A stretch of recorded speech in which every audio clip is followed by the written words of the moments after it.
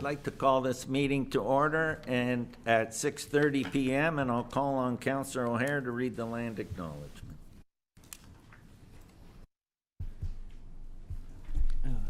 Thank you, Mr. Mayor.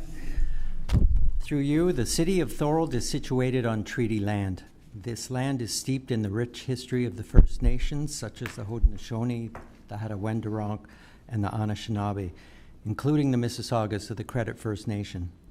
There are many First Nations, Métis, and Inuit people from across Turtle Island that live and work in Niagara today. The city of Thorold stands with all Indigenous people, past and present, in promoting the wise stewardship of the lands on which we live. Thank you, Councillor. Are there any declarations of interest? Seeing none, adoption of the agenda. I propose that the agenda be amended by moving agenda item 16.1, being a motion respecting the provision of financial data for expanded transit coverage from Niagara Regional Transit to be received immediately after agenda item 9.1, which is the presentation from Niagara Regional Transit. Can I get a mover and a seconder to adopt the agenda as amended? I got Councillor Longo and Councillor D'Angela. All those in favor? Opposed? That is carried. Adoption of the minutes. Can I get a mover and a seconder to adopt the following minutes? I got Councillor DeRose and Councillor Decker. The open and closed minutes of the council meeting held Tuesday, July 14th, 2026, and the open and closed minutes of the special council meeting held on Friday, July 31st, both 2026. Are there any errors or omissions? Seeing none, all those in favor? Opposed? That is carried. Mayor's report. On July 18th, Deputy Mayor Jim Henley brought greetings on behalf of City Council to the Niagara Indian Association's inauguration and Founding Day celebration held at Laura Secord Secondary School in St. Catharines. Councillor O'Hare was also in attendance. The event celebrated the association's ongoing contributions to the community while recognizing its new leadership and continued commitment to fostering cultural diversity, inclusion, and community engagement throughout Niagara. On July 22nd, Councillor O'Hare attended the Marathon Summer Picnic and Barbecue held at Club Roma in St. Catharines. The event was an opportunity to celebrate the incredible work of their staff and wonderful individuals they support. Effective July 1st, 2026, Mainstream Services and Gateway Residential and Community Support Services have officially come together as Marathon Community Services with their headquarters on Pine Street in Thorold. On July 25th, I attended and brought greetings on behalf of City Council to the second annual Mayor's Cup Cricket Tournament 2026 held at the Niagara Cricket Center in Thorold. The event was hosted by the Niagara Royal Sports Club and it even included a team from the United Kingdom. Congratulations to the organizers, volunteers, participants, sponsors, and everyone who helped make this year's tournament a great success. On July 22nd, I attended a special announcement at High Strength Plates and Profiles Incorporated, located in Bioval 2, Thorold South. Federal MP Chris Biddle announced that the Government of Canada, through the Federal Economic Development Agency for Southern Ontario, known as FedDev Ontario, is investing more than $11.3 million to support 13 Niagara Region businesses impacted by trade disruptions. As part of this investment, two Thorold manufacturers, High Strength Plates and Profiles Incorporated and Black Creek Metal Incorporated, have secured funding through the Government of Canada's Regional Tariff Response Initiative to support productivity improvements, innovation, and long-term competitiveness. Congratulations to both companies on this important investment. These projects highlight the strength of the City of Thorold's manufacturing sector and reinforces our community's reputation as a place where businesses can invest, innovate, and grow. Economic Development Manager Deanna Graham attended this announcement as well. On July 31st, I was joined by Councillors Longo, Didavitis, O'Hare, Decker, D'Angela, Sentence, DeRose, Regional Councillor Whalen, city staff, and representatives from Thorold Soccer Club, executive members, coaches, players, and parents at the groundbreaking ceremony for the Rolling Meadows Turf Field. Council unanimously supported this exciting project and the development of the City of Thorold's long-awaited turf field. On August 14th, I attended the 5th annual Mountain View Lemonade Day campaign wrap-up event held at Building Group's headquarters on Schmoon Parkway in Thorold. $93,988 was raised for Fax Niagara, which will be used to send approximately 300 kids under Fax care to summer camp. Thank you to all the sponsors and those who operated Lemonade Day stands. Kids helping kids, another successful year. Thorold's free family swim and movie night is back on Saturday, August 22nd, with the rain date being Sunday, August 23rd. Children must be accompanied by an adult. Enjoy a free swim followed by the movie, The Pout Pout Fish, with complimentary popcorn and juice. The family swim takes place from 5 to 6:30 p.m., and the family movie takes place from 6:45 to 8:30 p.m. Bring blankets, chairs, your favorite snacks, and a donation to the TCAG Community Pantry.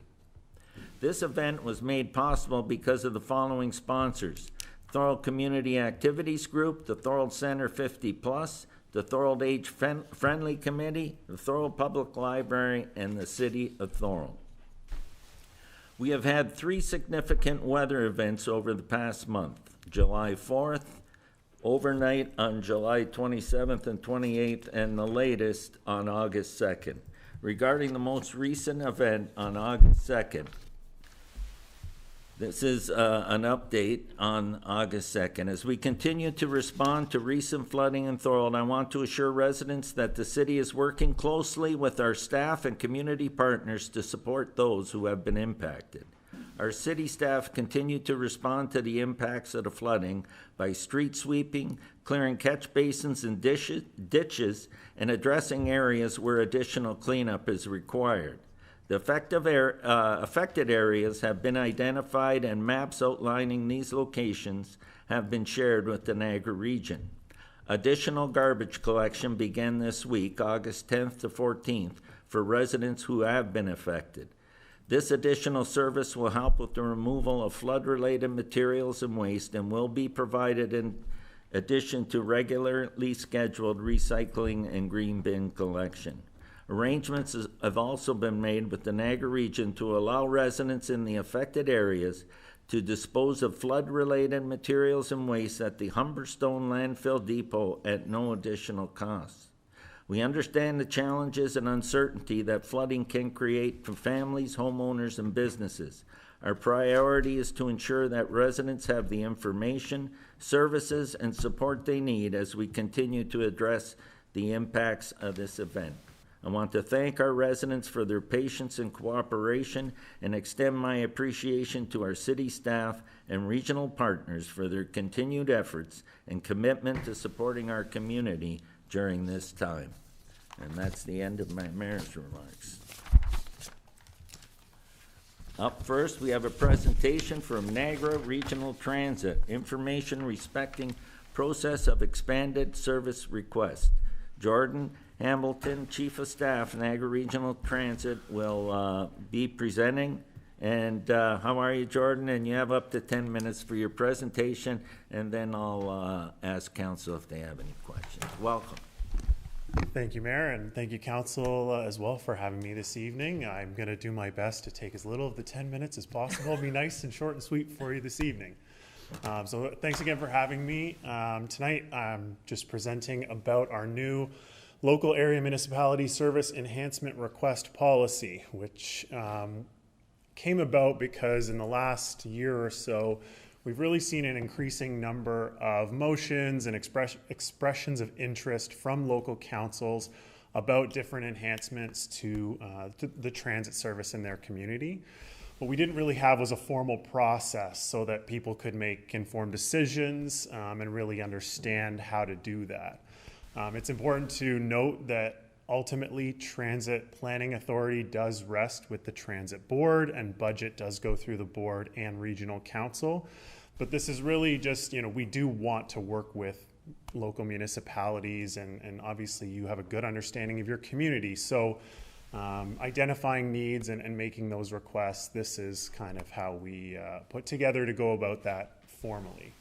Is there a next slide? Okay, cool. So I'll just really quickly go through the process, and where we're at tonight is highlighted in red there.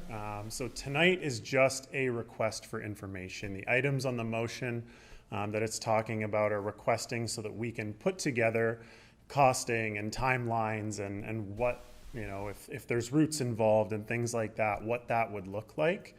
And then we would go away as staff. It will be formally sent to the board, the request, but we'll go away and then come back with sort of a fulsome presentation that does encompass all the things I talked about, where it's understanding the financial implications, and we'll come back and then make that presentation. If council at that time decides to pass a motion making that formal request, really what it means is that's just very strong at budget time, right? When we're bringing a service enhancement forward that the city is paying for and is requesting, then it makes a very strong case to the board and regional council. And so we would, once that motion is passed, that would again go formally to the board. It would go into the budget and then go through the board and regional council budget process. So that's just a quick overview of the process, but I'm happy to take any questions on it. And it's my very fast presentation. Very fast, Jordan. I wish all the presentations were that fast. I'm not sure if I set the record. I'll have to look to the city clerk for verification on that, I think. Anyway, thank you for coming, and thank you, Councillor Longo, for organizing this. And Councillor Longo is our representative on the Transit Board. So I'll open the floor if there's any questions. Go ahead, Councillor O'Hare. Thank you, Mr. Mayor. Through you. Jordan, thanks for coming in. We've been hoping that you or someone else would come to council, and we appreciate it. Thank you. Just a general question. How, if you can answer it, how do you feel the system is working now in terms of efficiency and in terms of on budget? Is there are there signs that things are going extremely well, that the improvements are being added faster than we are hoping for? So I look to your advice on some of the state of the transit system. Sure. Thanks. Through the mayor, thank you for the question, Councillor. We've certainly seen a significant increase in ridership over the first, I would say, 3 or so years. With the federal changes to international student spots that are available, some of that student U-Pass ridership has declined, but non-U-Pass ridership continues to rise. We do have now finally a 10-year master plan that was put together since amalgamation that's really about connecting the whole region, and so I think we are making good progress towards that. Starting in September on the Labor Day long weekend, we are finally going to have across the entire system Sunday and holiday service, which has been the biggest complaint that we have received. I think, I say we, but it's long before me, back when regional transit even started, long before amalgamation. So that's a really big, strong milestone that we're excited about. And we'll probably be having the announcement nearby. If you'd like to come out, let me know and I can send you the details. We're just ironing those out. But I think really that non-U-Pass ridership, because and the mayor has been very strong about making sure we highlight this in the budget every year. So kudos to Mayor Ugolini. But the U-Pass ridership really, Brock and Niagara College fund those routes. So in terms of budget outside of that, the ridership is really growing significantly and much higher than the budget has increased. So, Councillor Deck. Oh, another question. Go ahead. So just so I understand clearly, in terms of the budget, It's great that ridership is up, is obviously bringing in more money for the system. How is the budget itself balancing out in the end? Are we able to run the full transit system on the budgets that's set out, or do we run into deficits, or what's happening? So in the first several years, we have had surpluses, which were very important for our transit stabilization reserve, which was not funded in the beginning of the system. So that has been a positive, but we have had a budget, the word's escaping me, but we have been able to put money into that reserve each year. This year, and it's just going to regional council this week, as you can imagine, with the increase in fuel prices that was quite drastic, we have had to tap into that stabilization reserve. So that was approved by the board and is going to regional council on Thursday, I believe. I'm not sure if it's confirmed, but overall, yes, we have had done well in terms of our budget. Excellent, great report, thank you. Thank you. Councillor Decker, go ahead. Thank you, Mr. Mayor. Jordan, I'm not sure if this is going to be part of the service enhancement, but we've had a lot of people that we don't have bus services, you know, like in Thorold South, Allenburg, Port Robinson West. And now with the new daycare going in Allenburg as well, I know a lot of the staff that are going to be working there are going to need bus services to get, you know, back and forth to work. So will this service enhancement include a budget costing for these areas and, you know, where that need is? Through the mayor, yes, thank you for the question, Councillor. So Port Robinson, Thorold South, and the 321 service fill in when Brock doesn't pay for it in the summer are the three items identified in the motion. However, if there was something else that council wanted information on, like if there's an area that was missed perhaps that you think is important, I'm sure that could be put forward as an amendment, and that's up to council obviously, but those are the 3 points that the information is being asked for on. It's in the motion, Councillor Decker. Okay, perfect, thank you. Councillor Sentence. Thank you, Mr. Mayor. Through you to Jordan, thank you for the presentation. So just a couple of questions, and I think you answered my second one. I'll wait.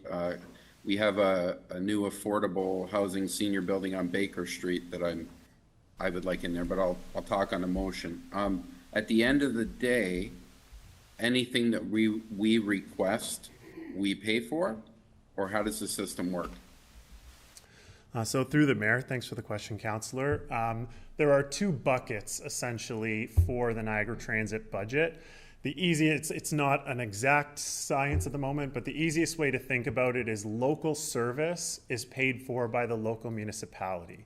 So if there is a service, a route that runs and is a community route in Thorold, then Thorold does pay for that. So if you take one of the regional routes, that gets paid for through the regional assessment portion of the transit budget. So think of that as spread out among all of the municipalities. The items requested in the motion for information would be paid for by Thorold. Okay, thank you. So something like Baker Street, which kind of is kitty corner on a regional road, that would be on us anyways. Through the mayor, correct. I think Okay. regional routes, typically you think of the ones that cross municipal boundaries, right? That Okay. go from one municipality to the other. That's, again, nothing is perfectly exact, but that's a good rule of thumb to think about a regional route versus a community route. Okay, thank you, Jordan. Councillor Dedivitis, go ahead. Thank you, Mr. Egan. Jordan, are there going to be major improvements to what's happening now? Like, will the citizens see a big difference coming forward? Through the mayor, thanks for the question, Councillor. Definitely, I would encourage everyone, if you haven't seen it, or even just as a refresher, take a look at the 10-year master plan. Things like, we did the fare harmonization, but Sundays and holiday service is a huge enhancement for us. We still have hours of service to even out. That will be very big. You'll see new regional routes. You will see rapid routes through some of our main corridors, and some of those will touch Thorold. So overall in the system, yeah, there's lots and lots of work to do, but we're on good track for it, so we're excited about that. Are some in the near future, like within the next 1 or 2 years? Definitely the next piece that we're looking at would be those regional routes. Right now, we have no conventional service that touches, Lincoln or Grimsby. We don't have conventional service to Niagara-on-the-Lake. There's a route in the master plan that goes from, we say, Port to Fort, Port Colborne to Fort Erie. So routes like that are really important to increase connectivity, because as much as people do travel within their municipalities like Thorold, there's lots of other places. We want to make sure we have a fully connected region. So those, I would say, would be the next piece, and then we're going to have more community routes filling in after that. Now, all of that is budget dependent, and there's transit planners who are much better at understanding the nuances of that than I am, but that's sort of the general direction of travel right now. Okay, thank you. Councillor D'Angelo, go ahead. Thank you, Mr. Mayor. You've touched upon some of the questions I had here. One of the ones you mentioned, costing, time, and routes, right? That you mentioned. Do you do any analysis of those routes to make sure that they're as best cost recovery as possible? Because transit's not user pay; they pay for a portion of it, but it's still carried by the taxes for a large. You can speak on that a little later. But do you do analysis of those routes to make sure if they need to be altered? That's question one. Question two is, do you look at the sizing of the bus? I know in Thorold we have a smaller bus that goes out to the Thorold South area, again, because the demand isn't there to have a full-size bus. So when you're looking at these new routes under the motion that's coming forward, will you be looking at cost in both a smaller bus and a larger bus, and what you think you'll get in terms of usage? Maybe if you could elaborate a little bit on that, that'd be helpful. For sure, through the mayor, and thank you for the question. So we certainly are always analyzing data on different routes and in different areas. One of the things that we launched this year was our first new community route that the system has had since we amalgamated, which was in Fort Erie. And we looked at all the microtransit data, and that's how we planned that route. So we're always sort of looking at those things to see what makes sense. And that's how the master plan was really developed. We did work with a very experienced consultant to put that together. And then we'll have a transit planner who's sort of delving into the details of that as we bring those forward. And absolutely, we'll be looking at different vehicle types and what makes sense. Some things don't necessarily need a 40-foot bus right away. So some do. It really just depends, and I often reference the much smarter people than I that do the actual transit planning, but they will be the ones who help put the options and the information together to see what makes the most sense. And sometimes there could be a few different options to things, and we'll bring that forward for council to take a look at and decide if you want to endorse at that time. Yeah, it's sort of funny. History always repeats itself, and Deputy Mayor Hanley knows this. We tried to expand transit system out into the Thorold South area, and we piloted it for 6 months. Again, trying to get more people to use the system. There wasn't the uptake there to do it. So hopefully, if you look at something like this, will it be piloted first to see if there's the uptake there? Because I know everyone wants transit, but then the usage isn't there, the cost recovery isn't there. So then it just falls upon taxpayers at the end of the day to fund it. So is that going to be something that might be in the mix when you're doing the analysis of the extra enhanced services that we're looking at? Yeah, so through the mayor, absolutely. All those things will be taken into account. Typically, really what we find is that when the frequency and reliability is there, people use transit. I use an example of, I use the Lakeshore West GO train line all the time. I hate driving to Toronto. Anytime I can avoid that, I take the train. And there was, I think it was a fire at some point, and their half-an-hour service went down to hourly service for a number of weeks. And I had to either get to a meeting 10 minutes late or 45 minutes early because of hourly service. And that makes a huge difference. If that was like that all the time, I probably wouldn't take it. And so I use that example just to talk about, there are a lot of routes that are hourly or half hour, and it really depends on ridership. So typically we'll start it at a certain, hourly is a typical amount, but from there we can kind of judge, is the uptake starting and the additional investment, because it does take investment to add more buses and drivers and the fuel that it takes. So that stuff is always being evaluated for sure. And, as we move forward, we'll take that into account with any route changes that we bring forward. No, it sounds like you're doing your homework before moving forward with these potential anticipated routes. I know the demand is there, but you still got to make sure that there's the cost recovery. Can you speak on the cost recovery at all? Like, what's it cost for a rider to ride the bus? I believe it's $3.50 a ride. But what is the cost for the transit system itself to operate that per rider, if you have that information or anything along there? Because I think that's one of the things that have to be a little bit more transparent, is that it's a cost recovery. Yep. It's not there to make money. You try to break even, but that doesn't happen. There's an additional, especially as tax dollars become tighter and tighter. And if you look at your tax bill, especially here in Thorold, the cost of transit is higher than the cost of waste management. And so they want to residents of Thorold want to make sure they get value for their money on the tax dollar side. So maybe if you could explain a little bit about that, that would be helpful. Thank Certainly, you. and through the mayor. So I think the typical ratio that transit agencies are chasing is about a 70-30 split. So the ridership is, you're trying to get it to about 30. We're in the 20s in terms of cents on every dollar. But I mean, transit as a service is, a lot of times people look at it because it's revenue generating, but as being something totally different. But we don't tend to look at that for anything else, say arenas or community centers or all of these things that also never come close to even what transit generates in terms of revenue. So there is certainly a cost to it, but I think, it's a social service, it's an economic service.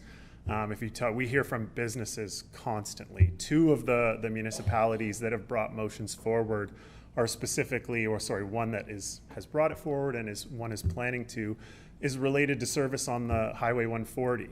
And that's to service business. And if you talk to chambers of commerce or business leaders, they definitely all recognize the need to increase the transit service in Niagara to drive the economy as well. So. Okay. I would concur with you on that. It's just you got to make sure the routes are people want. 100%. Thank you. Anyone else? Go ahead, Councillor DeRose. Through you, Mr. Mayor. Thank you, Jordan. Jordan, what is the actual threshold when you're approving an expanded service request? So, in other words, like what specific ridership or utilization threshold must be demonstrated before Niagara Transit recommends adding a new route, increasing frequency, or extending hours? So through the mayor, thanks for the question, Councillor. So it's not, I wouldn't say it's an exact science, but if you use Fort Erie as an example, so Fort Erie had well over 100,000 rides on microtransit for 2 years in a row. That clearly demonstrated the need for a community route. Now, there's lots of desire for routes that, maybe they have the ridership, maybe there's potential there, and we use different data from the system, from microtransit, to kind of decide whether that makes sense or not. And when we come back with information, we may say that you could do this option. We don't think that the ridership makes sense, but that doesn't stop council from making that request if they think it's important. Sometimes there's a destination somewhere, say a hospital or something that needs more service and might not have the ridership right away, but to get staff there, to get sort of critical trips there, that would also weigh against ridership. So, like I said, it's not an exact science, but we did have a very strong case ridership-wise in Fort Erie, and those are some of the factors that we would look at. Thank you, Jordan. Just lastly, do you guys provide regular measurable performance targets for every route in regard to that community? For example, minimum ridership, maximum acceptable cost per passenger, and you guys report any of that back to the communities? Or can we get that data going forward? Yeah, so through the mayor, typically we haven't done route level, like ridership on every one that we provide to the public. We do run a very lean non-union staff, and data requests and things like that we do get quite often, but capacity is an issue. A lot of times it seems like an easy thing to just pull data, but you have vendors that you have to deal with. There's cost to every single report you run. So we do provide quarterly ridership information for every municipality, and there's a report that goes to the board for that. We also do, through the budget and the budget presentations, there is a lot of ridership and cost and the recovery information in there. And then we also do a GM's annual report every year that hits on things like on-time performance and, again, budgetary things and performance of financial performance. So those are the measures that we have right now. But typically, route by route data, we don't put out to the public, no. Is it community-based, though? Like, does Thorold get their own data? Through the mayor, yes, absolutely. So there's a report, and then in the appendix, it gives you the overall system, and then there's a page for each municipality. So. Okay, thank you, Jordan. Very well. Any further questions? Okay, seeing none. And Jordan, there's two other things that happened, just so the public will know. And one is that we got increased service on specialized transit, which was huge. And the other thing was that you only pay one fare now, correct? Through the mayor to the mayor, yes, that's absolutely correct. So there was, the people who rely on the system the most are our specialized transit users. They have door-to-door service. They cannot use the conventional system, and in most cases would largely be housebound if they didn't have transit service. They're our most vulnerable group. So we did, yes, have more vehicles and drivers in St. Catharines and Thorold, and that's definitely a good call out, I should have mentioned, but something we're proud of because it is a critical service for them. And it's been well accepted, and the one fare as well. Because, back when we grew up, you crossed borders, you had to pay a second fare. Now there's one fare, and that's important as well. So, and anyway, just through the mayor, there will be one fare in Niagara for all trips. That's never changing. So, thank you so much. Appreciate that presentation, Jordan, and hopefully the next council will be coming to see you for some new service expansions. Sounds good. Thank you so much. Now we'll go to the motion. Councillor Longo's motion respecting the provision of financial data for expanded transit coverage from Niagara Regional Transit, and do I have a seconder for that? I'll take Councillor DeRose, and the motion's up, and Yes, would you like me to read it, Mr. Mayor? well, you actually can read it from now, therefore. Sure. Thank you, Mr. Mayor. And thank you, Jordan, for the great presentation, and council for your questions. Now therefore be it resolved that the Corporation of the City of Thorold enacts as follows: that Thorold City Council requests that the Niagara Transit Commission present, subject to Niagara Transit Commission and Regional Council budget approvals, and in line with the Niagara Transit 10-year master plan, route, service level, and cost implication plans for 1. Enhanced transit services to the area of Thorold South. 2. The introduction of transit services to the area of Port Robinson West. And 3. Harmonization of the service level on Route 321 and 421 for the full year. And that 2. Staff be directed to send this request as official correspondence to the Niagara Transit Commission. And before you speak, I just want to clarify it for everyone. When you say Thorold South, you're including Rolling Meadows, correct? Correct, Mr. Mayor. This is Thorold South, which is That whole south of Highway 58. Yeah, okay. It says that earlier in the motion. Okay, and so that's on the floor. Do you want to speak? And then I'll open the floor if anyone else wants. No, I just want to, again, thank Jordan for the presentation, council for the great questions. And again, this is just to get information and see if there's an appetite for the next council to expand transit services. Thank you so much, and thank you for bringing that forward. Go ahead, Councillor DeRose. Yeah, through you, Mr. Mayor, I'll support this. Some people don't realize the importance of people being able to transport around. Growing up, we didn't have a car, so we relied on the transit authority to get around and to go shopping, and it was imperative to our lives. So I will support this, Councillor Longo. Thank you. Anyone else? Go ahead, Councillor Hanlon. I'll support it. You know, the city, even since I first became a councillor here, how it's expanded over the horizons in the Port Robinson West, Rolling Meadows, Merritt Meadows, and the opportunity to have public transit, I believe would be a great welcome. And as the presenter said, you know, unless they go out there and get a model and see if people are actually gonna use it, but unless we try it or test it and get approval from the region, we'll never know. So I support it, and it's a step forward in regards to helping the residents with public transportation. Thank you, Councillor Hanley. Councillor Sentence. Yeah, Mr. Mayor, thank you. Through you, I was wondering if I could ask for a friendly amendment, and this comes from a lot of the Baker Street or affordable housing senior building on Baker Street that just opened up. They've asked to be looked at as well for two reasons. It's about being able to rent the place out because people say, well, there's no service out here. And for the seniors who need it out there, they sent me a request asking if we could look into that too. No promises, but just look into it. But Mike, is 321, wouldn't 321 and 421 cover that? That would be going down Beaver Dams Road and up DQ. Would that stop there? I think that motion would cover that.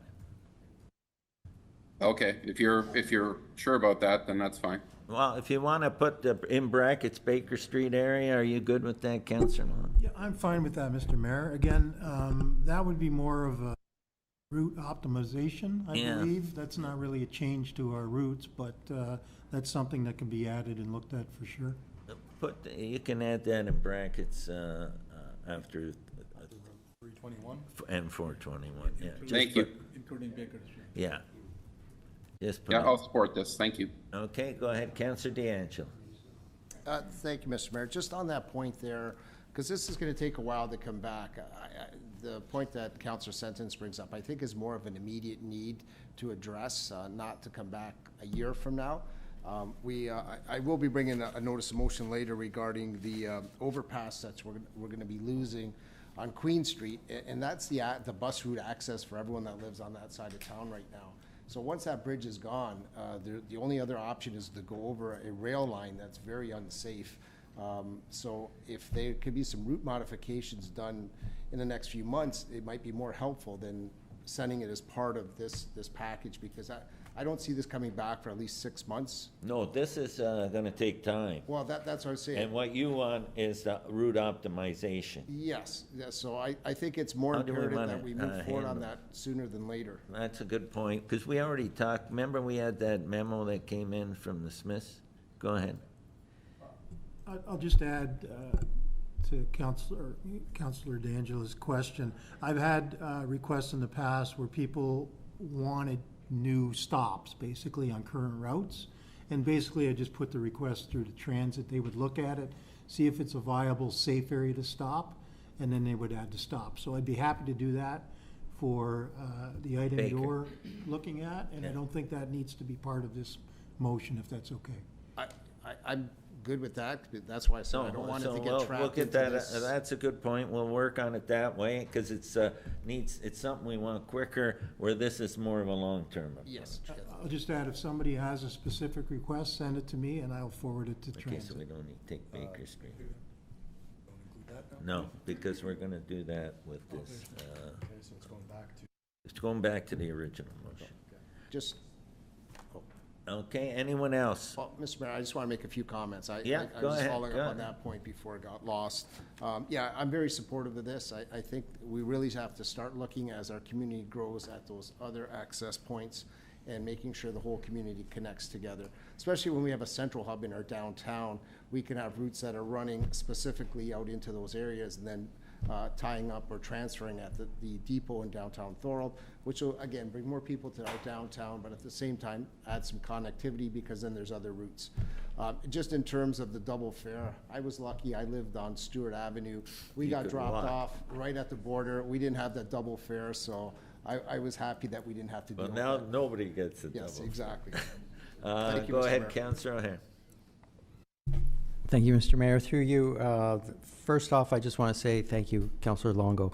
throughout this entire term, the 4 years, we've been talking about having someone from NRT come here and speak with us. And it seems now that things at NRT are falling into place, and it's looking good.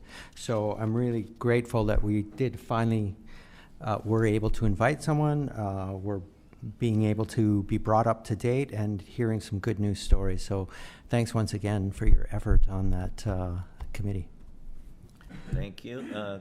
Go ahead, Councillor Dinnerman. Thank you, sir. I'll support this. With the cost of fuel and everything's so expensive, the transit is the way of the future. Be more and more in demand, and more elderly people and people with special needs. So this is something that we all have to get behind. I'm glad Councillor Longo brought this forward, and have my 100% support. Thank you. Anyone else? Okay, seeing nothing. So we went back to the original motion, and then the other issue will get addressed. Councillor Longo will address that through the transit. Yeah, Mr. Mayor, maybe we could do that under just waive it, and then it'll come from the council. This way, it's just not coming from Councillor Longo, but from our. No, that's fine. That's fine. Okay, so the motion is there. We had a mover and a seconder. All those in favor? Opposed? That is carried. Okay.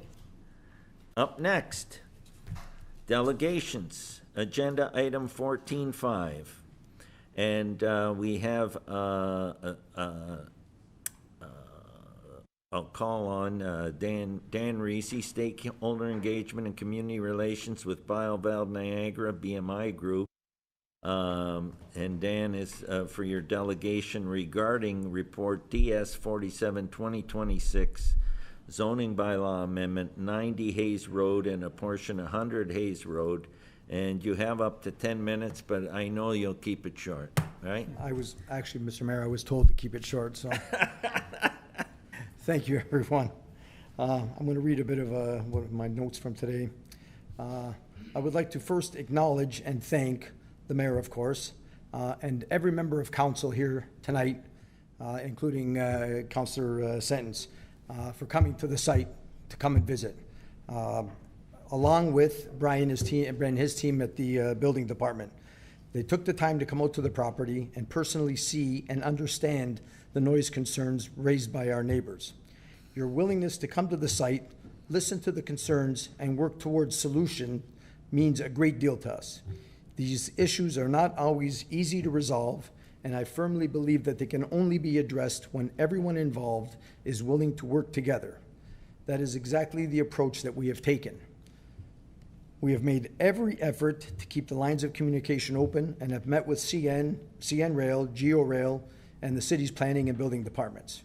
Rather than pointing fingers or placing blame, our goal has been to understand the concerns, identify what we can realistically be done, and work together towards a meaningful improvement.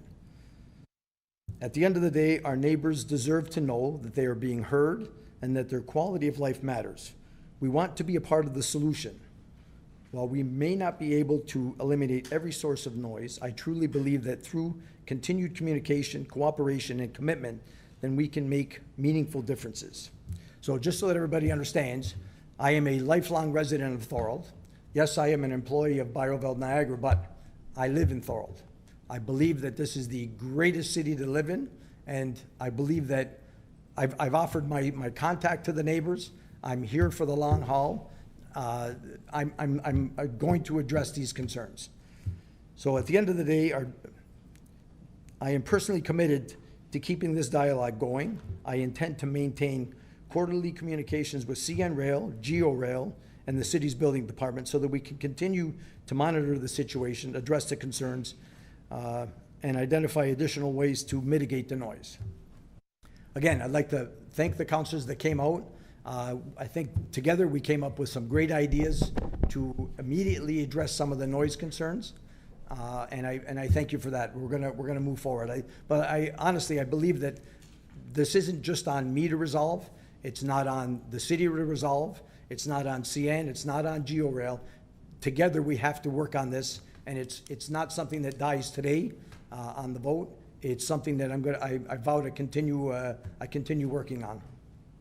Thank you. And now, are you done? I believe so. I don't want to cut you off if you got more to say. I just wanted to make sure, like I said, I really, really want to thank every member of this committee. I think everybody in this chamber today has been on site, and I truly believe that that's the way this system should work. We should all get together and resolve issues for our citizens. Thank you. And now I'm going to open the floor up for questions from council. Go ahead, Councillor D'Angelo. Thank you, Mr. Mayor. I want to congratulate you too, because you've been reaching out to council, to all those different organizations, and also to the residents. My question to you is, have you been able to reach out to the residents and actually give them a tour of what you gave the councilors? Because I think showing the importance of the value of BioVale and what they're doing here in Thorold is very, very critical in us moving forward and working together. So I don't know if you've had an opportunity to maybe give them a tour of what's going on and have them see it from the opposite side of the train tracks, no pun intended, because I know they're concerned with the noise, they're concerned with some of the stuff that's happening, but if they could see it from the other side and seeing what you're trying to achieve there, is that something that, has there been any uptake from the citizens or have you thought about doing that to put them as part of the tour? Through you, Mr. Mayor, absolutely. It's an offer that I've made to I've literally gone door to door handing an envelope with my contact, with that invitation to come and see the site and come and see what we're up to. I have no issues with that. If you're out and about and you're hearing some complaints and they want, I think every one of you has my contact. Please forward it to them. And I would love to. I love showing off our projects. I really do. So I have no problem with that. Anyone else? Councillor O'Hare. Thank you, Mr. Mayor. Through you to Dan. Dan, thanks for coming in. Just a quick question, and that is when we were on site with you getting the tour, we talked about a possible invitation to CN, and Mr. Mayor, this might be something up your alley if that might be something worthwhile to invite a CN representative to come and speak to council as well. I don't know if that's something that could be arranged or would be useful. So it's just a suggestion, recommendation. I would say that it's possible, but it probably won't happen this council term Okay. because of the time constraint. We only have one meeting left this council. Okay. All right. But Something to yes, keep in it's mind. something that can be, we have the connection to their government relations and communications person. Okay. All right. Thank you. Councillor Dedivitis. Thank you, Mr. Mayor. Dan, thank you for your dedication and your leadership out there. You're doing a great job. My question is, do they have an easy way to reaching you? Like, do they have your cell phone? Is your cell phone the email? Or do the residents know how to get a hold of you? Through you, Mr. Mayor. So I tried to get as many houses as I can. My card, my business card was included with the letter. But again, I will continue to do that to the houses that I missed along the border, our properties, for sure. Yep. Thank you. Councillor Sentence, go ahead. Thank you, Mr. Mayor. Through you, thank you, Dan, for the way you've handled this. I'm reaching out to everybody. I believe Sienna and everybody's been out there. I think we all understand, and I think what you're saying is you're going to work on and make sure, like Shelley was there last time, no switching at 2 in the morning. There's other areas where you can do other things, and I was there when you were talking with them. So I think we can do this right. There's going to be business there. I think we can do it right, and I think you're the guy to handle this. So thank you very much. Anyone else? Go ahead, Councillor Decker. Thank you, through you, Mr. Mayor. Thanks, Dan. I just want to say the tour was absolutely amazing and very enlightening. So I hope that people do reach out to you. This isn't really a question, but I don't know if we can put his contact information on our website if people No, he's given his contact. If someone gets a hold of you, you can give it to him. Perfect. Okay? So thanks again, and I hope the people that, complained are reaching out to you, because if they see what you showed us, then they'll get a better understanding of what's going on. Thank you. Anyone else? Seeing no one else, thank you, Dan, and thank you for coming to council. Thank you very much. Okay, and in accordance with our procedural bylaw, the report will be dealt with now. And that is DS 47-2026, zoning bylaw amendment 90 Hayes Road and a portion of 100 Hayes Road, D 1405-2026, And there it is on the screen. Can I get a mover and a seconder for this report? I got Councillor Hanley and Councillor Decker. Any discussion, any questions? Go ahead, Councillor DeRose. Yeah, through you, Mr. Mayor, to staff. If council approves this amendment tonight, does that give the owner the right to operate or expand an intermodal shipping yard immediately, or would additional Planning Act approvals still be required? Through you, Mr. Mayor. So yes, additional Planning Act applications would be required prior to any expansion of the intermodal shipping yard. Thank you. Also, given the existing concerns about late night and weekend rail activity, are we going to be doing some detailed noise and compatibility studies? Yeah, so again, through you, Mr. Mayor, that will be part of future Planning Act applications, specifically the future plan of condominium that's proposed for the intermodal hub or the multimodal hub.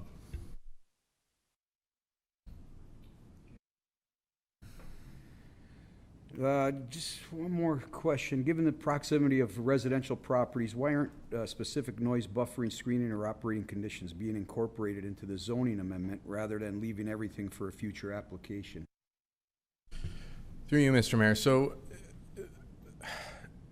the reason that we aren't able to implement any kind of noise barriers or things of that nature as it relates to this application is that the noise is generated on lands that aren't included in this application. So those lands are owned by CN. CN isn't really a party within this application, and so we aren't able to impose any conditions on them. We could theoretically provide noise barrier on the west or the east side of the BioVeld lands, but that would really just reflect back into the residential, and so that would actually perhaps make the problem worse. So that's why we can't implement any kind of noise barriers in this instance. Thank you. Any further questions? Okay, thank you, Jay. Okay, there's the amendment. We had a mover and a seconder. All those in favor? Opposed? That is carried. Okay, now we're going to move on to statutory public meeting under the Planning Act. And I'll call to order this public meeting being held pursuant to the provisions of Section 34 of the Planning Act, as amended, respecting proposed zoning bylaw amendment for 26 Claremont Street. Up first, the applicant presentation, and I'll call on Stephen Bedford, Principal Planner, Landex Developments Limited, for the presentation, and remind him that you have up to 10 minutes for your presentation, and welcome, Stephen. It's been a while since I've seen you. Yes, thank you, Mr. Mayor. Mr. Mayor, members of council and staff, good evening. My name is Stephen Bedford, and I'm the Principal Planner of Landex Developments. My address is 122 Glenwood Avenue in St. Catharines. I am here as the agent for St. Andrew's Presbyterian Church, along with several members of the congregation, to present this application to zone the manse adjacent to the church R1C residential, to recognize it as a separate lot and its ongoing use as a single detached dwelling. The next slide, please. Thank you. I have a very short presentation. The church and associated manse is located at the corner of Claremont and Ormond in downtown Thorold. The church and manse are located on the edge of the downtown, with a commercial area to the west and the residential neighborhood immediately adjacent to the east. As the dwelling adjacent to the church has not served as a manse for several years, Landex, on behalf of the church, received approval from the Committee of Adjustment to sever the manse at 26 Claremont from the church at 24. The sale of the manse will provide funds to financially support the ongoing operation of the church. The next slide, please.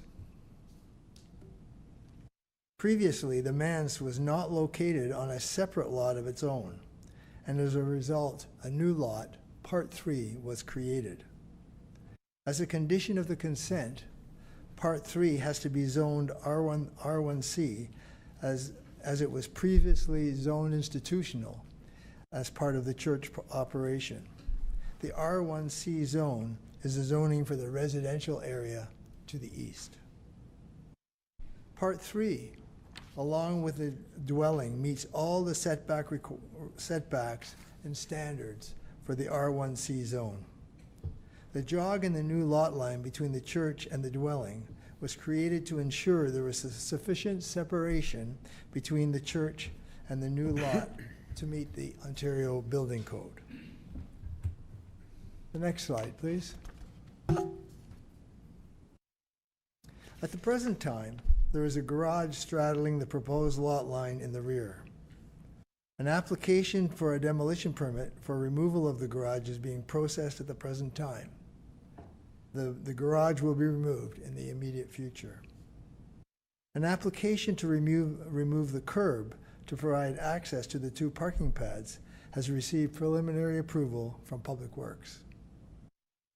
This application to rezone Part 3, R1C, will recognize the continued use of the previous manse as a residential dwelling, consistent with the adjacent homes to the east. No other changes to the lot and dwelling are anticipated at this time. I'm happy to take any questions. Thank you, Stephen, and I'll open the floor up for questions from to our presenter. Go ahead, Councillor DeRose. Thanks for coming, Stephen. Appreciate it. Stephen, I just want to verify the church is designated under the Ontario Heritage Act. Yes. Correct? Thank you. Given the heritage designation of the church, has staff assessed whether, or have you assessed whether the proposed severance, garage removal, parking arrangement, or future changes to the residential property could have any impact on the heritage attributes of the church? Through you, Mr. Mayor, yes, we have, and we've circulated the request to the Heritage Committee of Thorold, and they have concurred with the proposal. There will, sorry, I might add, there will be a further report coming to council dealing with the heritage designation of the church. Thank you. Anyone else? Go ahead, Councillor O'Hare. Thank you, Mr. Mayor. Just a comment, if I may. No, you can make a comment when the report's on the floor. This is for questions to the presenter. Okay.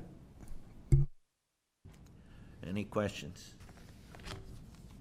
Seeing none, thank you, Stephen. Thank you for coming to council, and thank you for your presentation. Okay.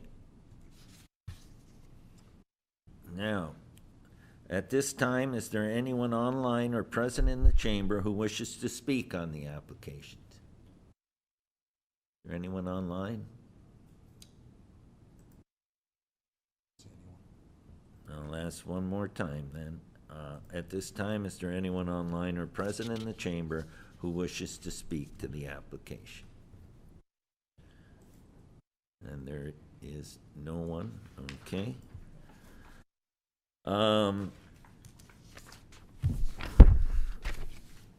Planning report. DS 39-2026, proposed zoning amendment, D 1407-2026, 26 Claremont Street. Report DS 39-2026 is only presented to council for information purposes. It is currently open for questions and comments from members of City Council. Please note, comments will be captured by City staff and incorporated into the final report, which will be brought forward to a future council meeting for consideration. Can I get a mover and a seconder to put the report on the floor? I got Councillor Dedivitis and Councillor Decker. And now you can make comment, Councillor O'Hare. Thank you, Mr. Mayor. Just a couple of comments. The first one is for my fellow Councillor DeRose. The manse, just for your information, was not part of the designation, only the church. And my comment is, I just want to say thank you to Stephen Bedford and the congregation of St. Andrews for not giving up. I know there were times when there were bumps in the road, and together with our planning staff, these bumps were ironed out and they were able to move forward. And in these times when it's so challenging for churches everywhere, I'm really happy to see that this lifeline has been created, and St. Andrews will be around. So thank you to all those involved. Thank you. Anyone else? Seeing no one else, I'll call the question. All those in favor? Opposed? That is carried. Adjournment of the public meeting. This fulfills the requirements of the Planning Act pursuant to Section 34. The public meeting portion of these applications is now adjourned at 7:29 p.m. Okay, now we'll move on to the second public, statutory public meeting. And I'll call to order the statutory public meeting under the Planning Act being held pursuant to the provisions of Section 34 of the Planning Act as amended, respecting proposed zoning bylaw amendment for 13030 Lundy's Lane, Highway 20. Applicant presentation. Because this proposed zoning bylaw is city initiated, I'll call on Nancy Reed, Senior Planner, City of Thorold, for the presentation. And you have up to 10 minutes for the presentation, and welcome, Nancy. Thank you, Mr. Mayor and members of council. As noted, this is a city-led application, and we're seeking input on what is recommended. This is in regard to 13030 Lundy's Lane, and we're seeking to approve or adopt amendments to our implementation framework. The proposed amendments will clarify how previously identified noise and archaeological requirements are implemented, specifically for blocks 133 and 134. I'll show you a diagram to show where those are. And really, we're looking for council and the public to provide input on how the proposed zoning amendments can be approved to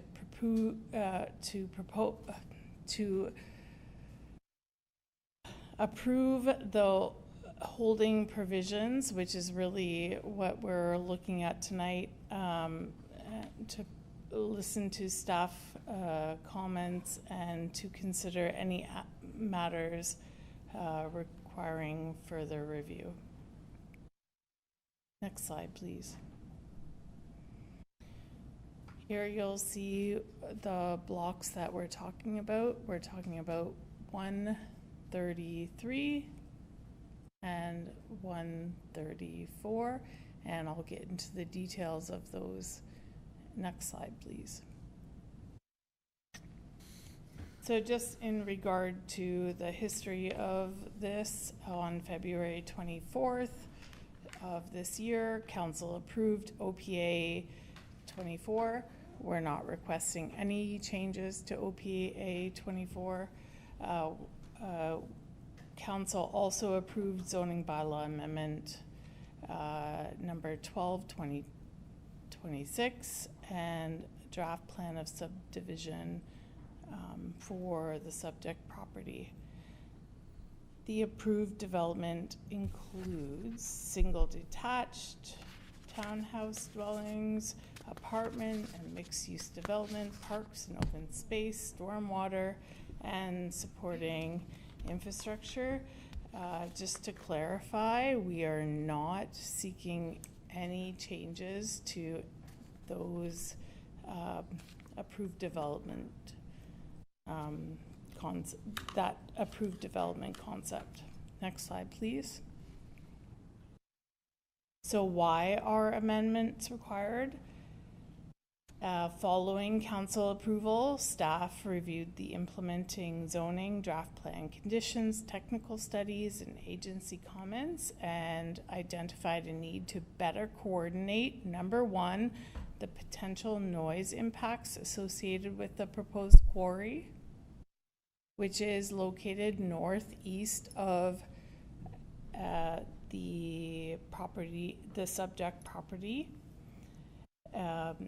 Also to clarify archaeological mitigation requirements, to clarify warning clauses in future development agreements, and to clarify the requirements for removing all of the holding requirements.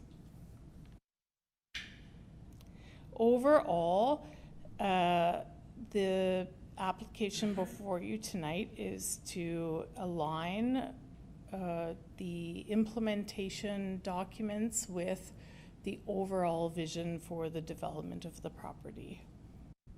Next slide, please.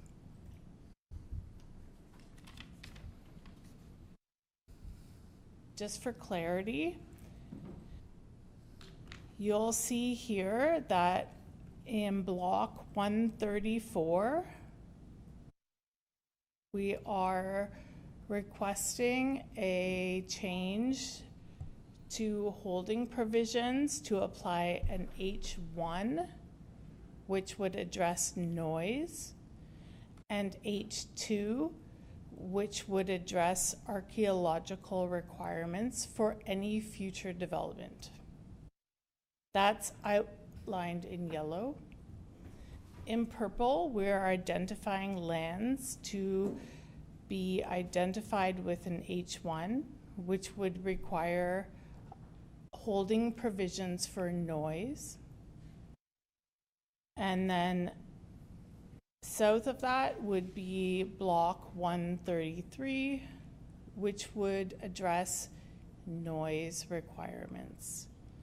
So we are proposing to clarify the holding provisions which apply to each of these blocks or part of these blocks, and to be very clear about what is required to be approved or to be addressed through conditions before development occurs. I just want to be very clear about where the blocks are that we're talking about tonight. Next slide.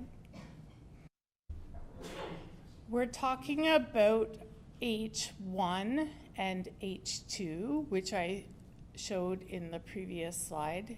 H2 deals primarily with archaeological requirements, and that is on the eastern portion of the block 134. When I'm talking about 133 and the H1 requirement, as well as part of 134, what we're asking for is that a holding provision be updated so that it clarifies that once the noise impact assessment is submitted, the city would review the assessment and determine whether a peer review is required at the owner's cost, decide whether the assessment is satisfactory, identify any mitigation measures required to make the residential development compatible with the potential quarry noise, secure and enforce those measures through the applicable development approval, such as the site plan approval and condominium process, and confirm that the holding provision requirements have been satisfied before recommending the council remove the H1 symbol.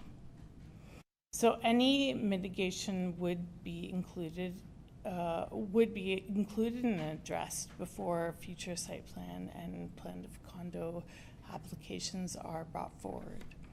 Next slide, please. So just to summarize and clarify, the amendments would, number one, clarify the H1 noise assessment requirements.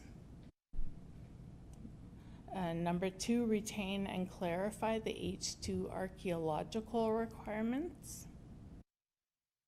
Number three, coordinate the zoning within the draft plan conditions.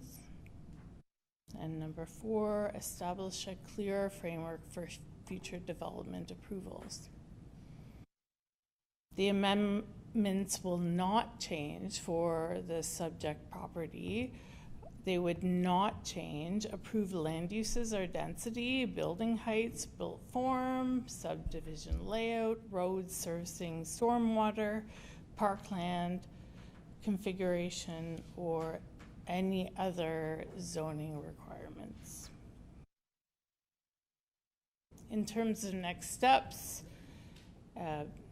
we're asking for public and agency comments, which will be reviewed before we come back to council for a recommendation report. Thank you. Thank you, Nancy. And are there any questions for Nancy? Go ahead, Councillor Longo. Thank you, Mr. Mayor. Through you to staff. You mentioned many times about noise and archaeological studies that would be required. Who would be responsible for the financial aspect of those studies? Through you, Mr. Mayor, the wording of the language currently is that the developer would be responsible for mitigation.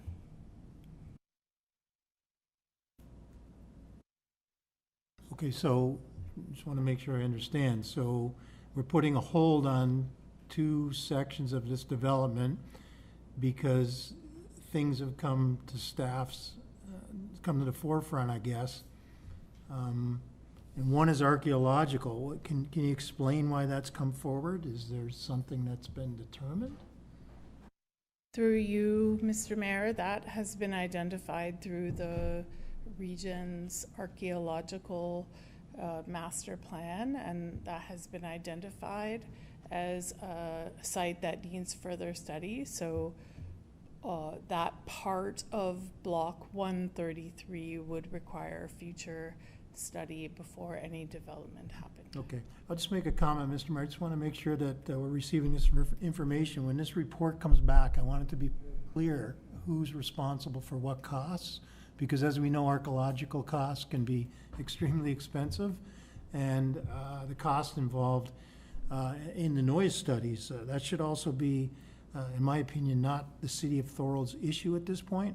I specifically remember asking when this came forward if they were aware that there was a quarry being proposed by Walker Brothers, and we were told that it wasn't an issue at the time, that nobody was concerned about the noise because of the type of quarry it was going to be. So this is a little concerning. So again, I just want to make sure that when it does come back to a future council report, that those things are looked at very closely. Thank you, and that's duly noted. It's a public meeting. Anyone else? Okay, thank you very much, Nancy, for your presentation. And now we have a registered speaker. I'll call on David Falata, partner with Bosefields Incorporated, who has registered as a speaker. And in accordance with the procedural bylaw, you have 5 minutes to address the members of council. Welcome. Thank you, Mayor, council, staff, and the public. My name is David Faletta, and I'm a registered professional planner with Bosefields, and we're the planning consultant to the owner of the lands that are subject to the application, Rodanko Hospitality Corporation. I'm joined by Jeremiah Rudan, who's the owner of the company, as well as Marcus Lee, who's online, and he's the noise expert that's associated with it. I'm here delegating for 2 reasons. One of them is to support staff's recommendation report, And to clarify a couple of things, so in terms of why it's needed, there was always a holding provision laid on all of these lands. I think what the report is being brought forward for is to really clarify exactly what's needed to lift that hold. So now that we're very clear in terms of what archaeological study elements are required, as well as what noise studies are required. And again, we're also of the understanding, based on the preliminary wording from staff, that it will be at the sole cost of the developer. So the developer will be responsible for preparing the reports, for any peer reviews that the city feels are required, as well as implementing the recommendations of those reports. And then the second purpose for my delegation is to formally request that council designate these lands as a Class 4 under the Ministry of Environment, Conservation and Parks noise guidelines. And there's a specific publication. And I'd like to walk you through this. We've been working with staff on this. We've filed a letter with your staff outlining what our request is and why it's being requested before you, and council has the authority to do that.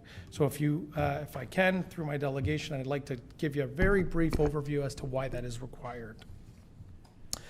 So the guidelines, to be clear, these are provincial guidelines that address noise issues that relate to land use planning and permitting requirements for industrial and institutional establishments or transportation facilities in proximity to sensitive land uses, including residential. So whenever you're developing residential land uses, these guidelines apply. And they classify noise-sensitive receptors, such as residential uses, by area depending on where they are designated, and different guidelines apply to different sound levels. So just so we're clear, these sound levels are appropriate and provide appropriate limits for sensitive land uses. So there's no way by changing the guidelines, you're increasing or creating any risk. The guidelines provide basically a minimum standard. So by going through all four classes basically have a minimum standard that confirms that you are compatible with industrial and other land uses. So in terms of the four classes, there's Class 1, which is an urban area, Class 2, which is suburban and semi-rural areas, Class 3 are rural areas, and then Class 4 are infill areas. And the Class 4 classification is basically intended to allow for residential development in proximity to existing or planned noise sources while still protecting residents from undue noise. The Class 4 area classification allows for slightly higher daytime and nighttime sound levels for residential dwellings and associated outdoor living. So what it basically does is it allows for, or that there's a planned facility such as the quarry, it allows for slightly higher noise levels, which are still compatible with, but they're not as low as you would find in a new greenfield development, which isn't near a large noise source. The reason we're asking for this designation to be applied to the Redanko lands is to provide flexibility for the planned quarry. And what that flexibility will do, it'll allow the Redanko lands to be developed in accordance with what you've approved on this site, but also allowing for and ensuring that the noise levels are maintained to appropriate levels. And most importantly, it'll allow the quarry to operate as they plan to extract aggregates, and we know it's an important resource for the community in the region. So this recommendation, I will note, is based on opinions from our noise experts at Thornton Tomasetti, who outlines the circumstances for Redanko's that Redanko is currently facing. So this is based on a letter that's been filed with your staff, outlines the reasons why we think it's appropriate to apply a Class 4 level.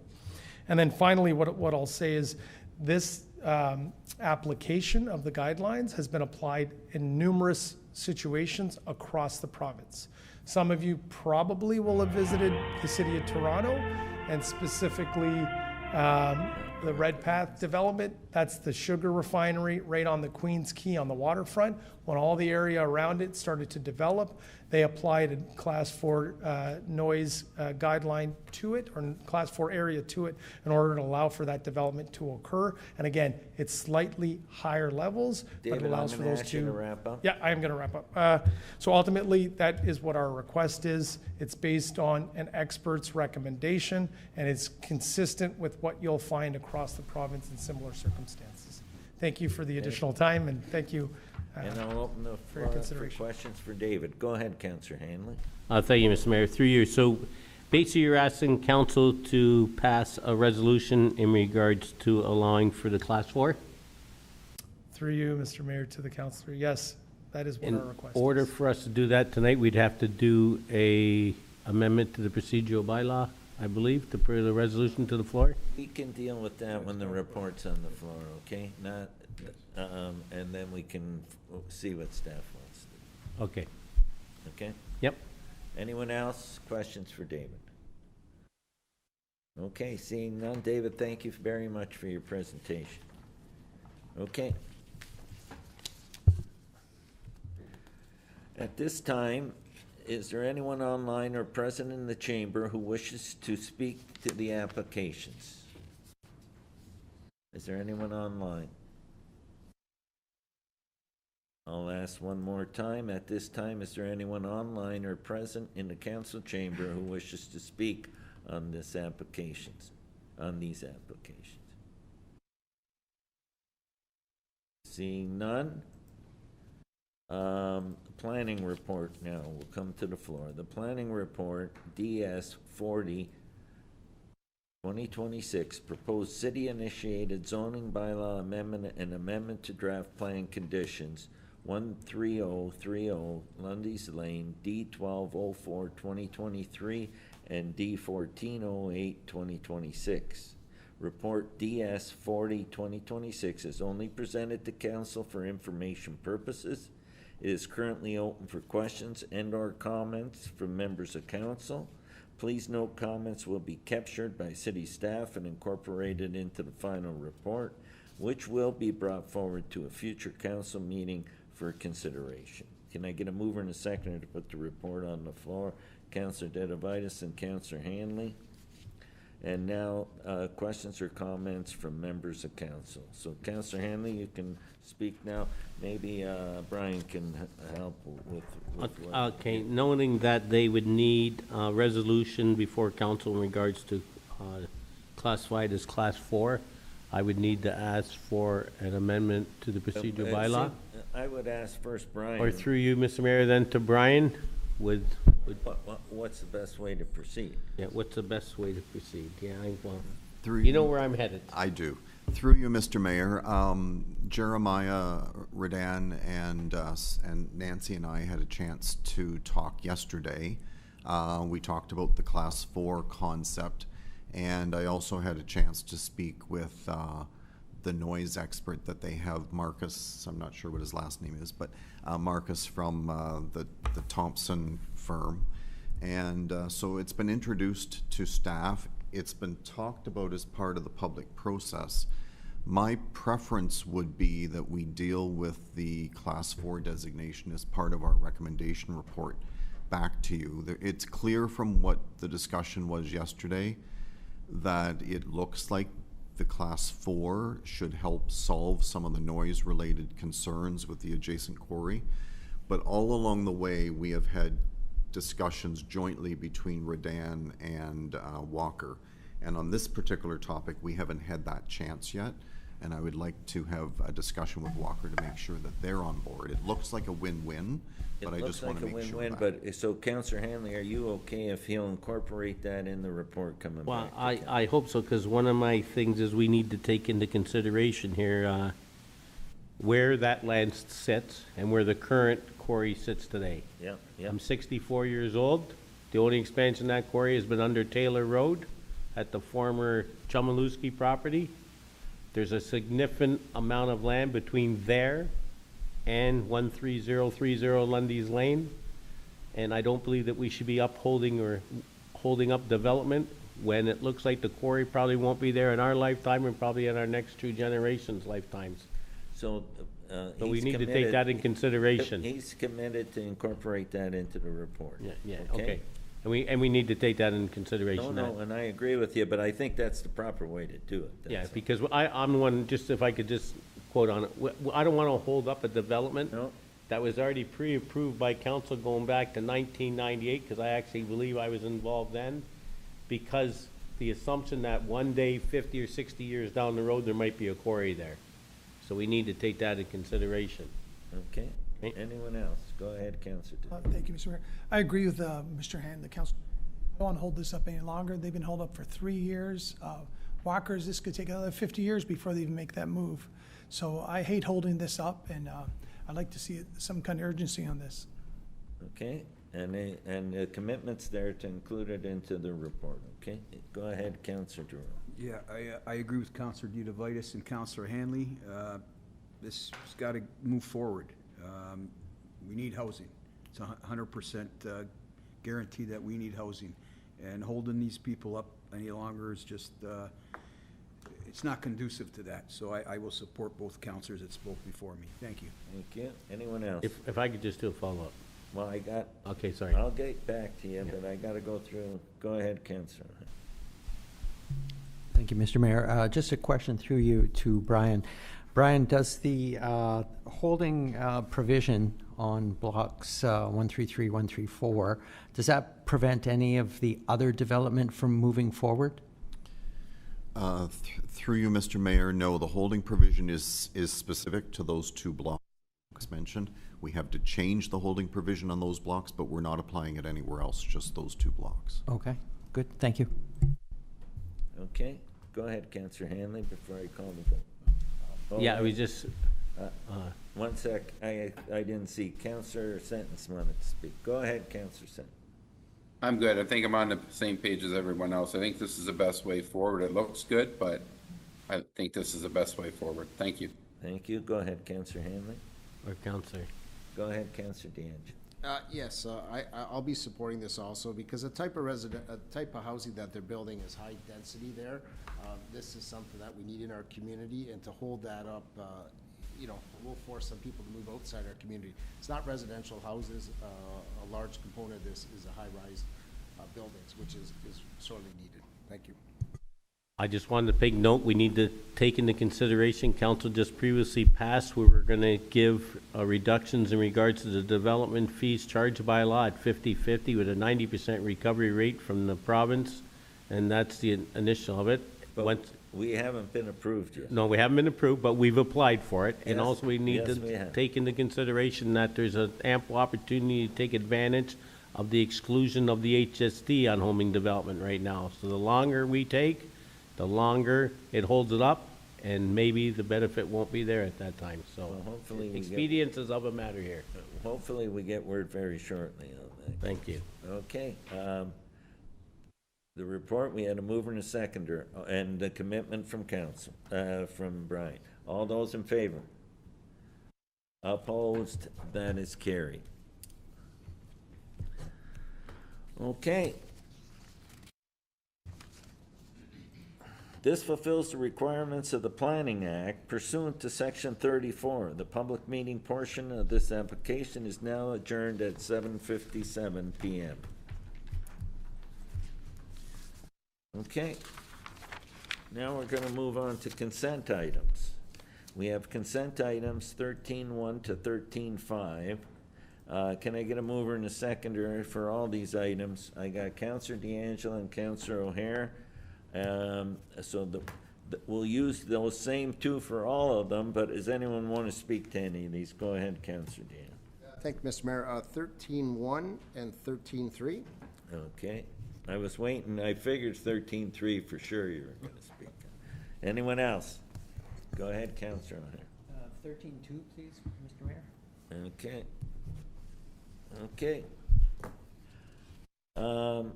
So we got 13.4 and 13.5, and a mover and a seconder. All those in favor? Opposed? That is carried. Okay. 13.1, housekeeping amendments to procedure bylaw. Go ahead, No, was that the one you brought up? No, Councillor that- D'Angelo? Yeah, that was mine. Others may have some housekeeping notes. There's a few amendments I wanted to make into the housekeeping procedural bylaw, and I'm just getting to the page. One is on page 2. Can we get that up? If you could just bear with me for 1 sec.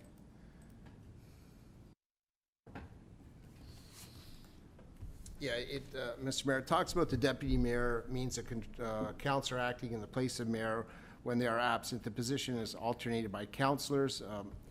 The 6-month rotation was crossed out. Because we've moved the 6 councillors in the next term of council, can we just, I know 6 months won't work out as a round number, but if we use 4 will work out as a round number so that it's altered every 4 months.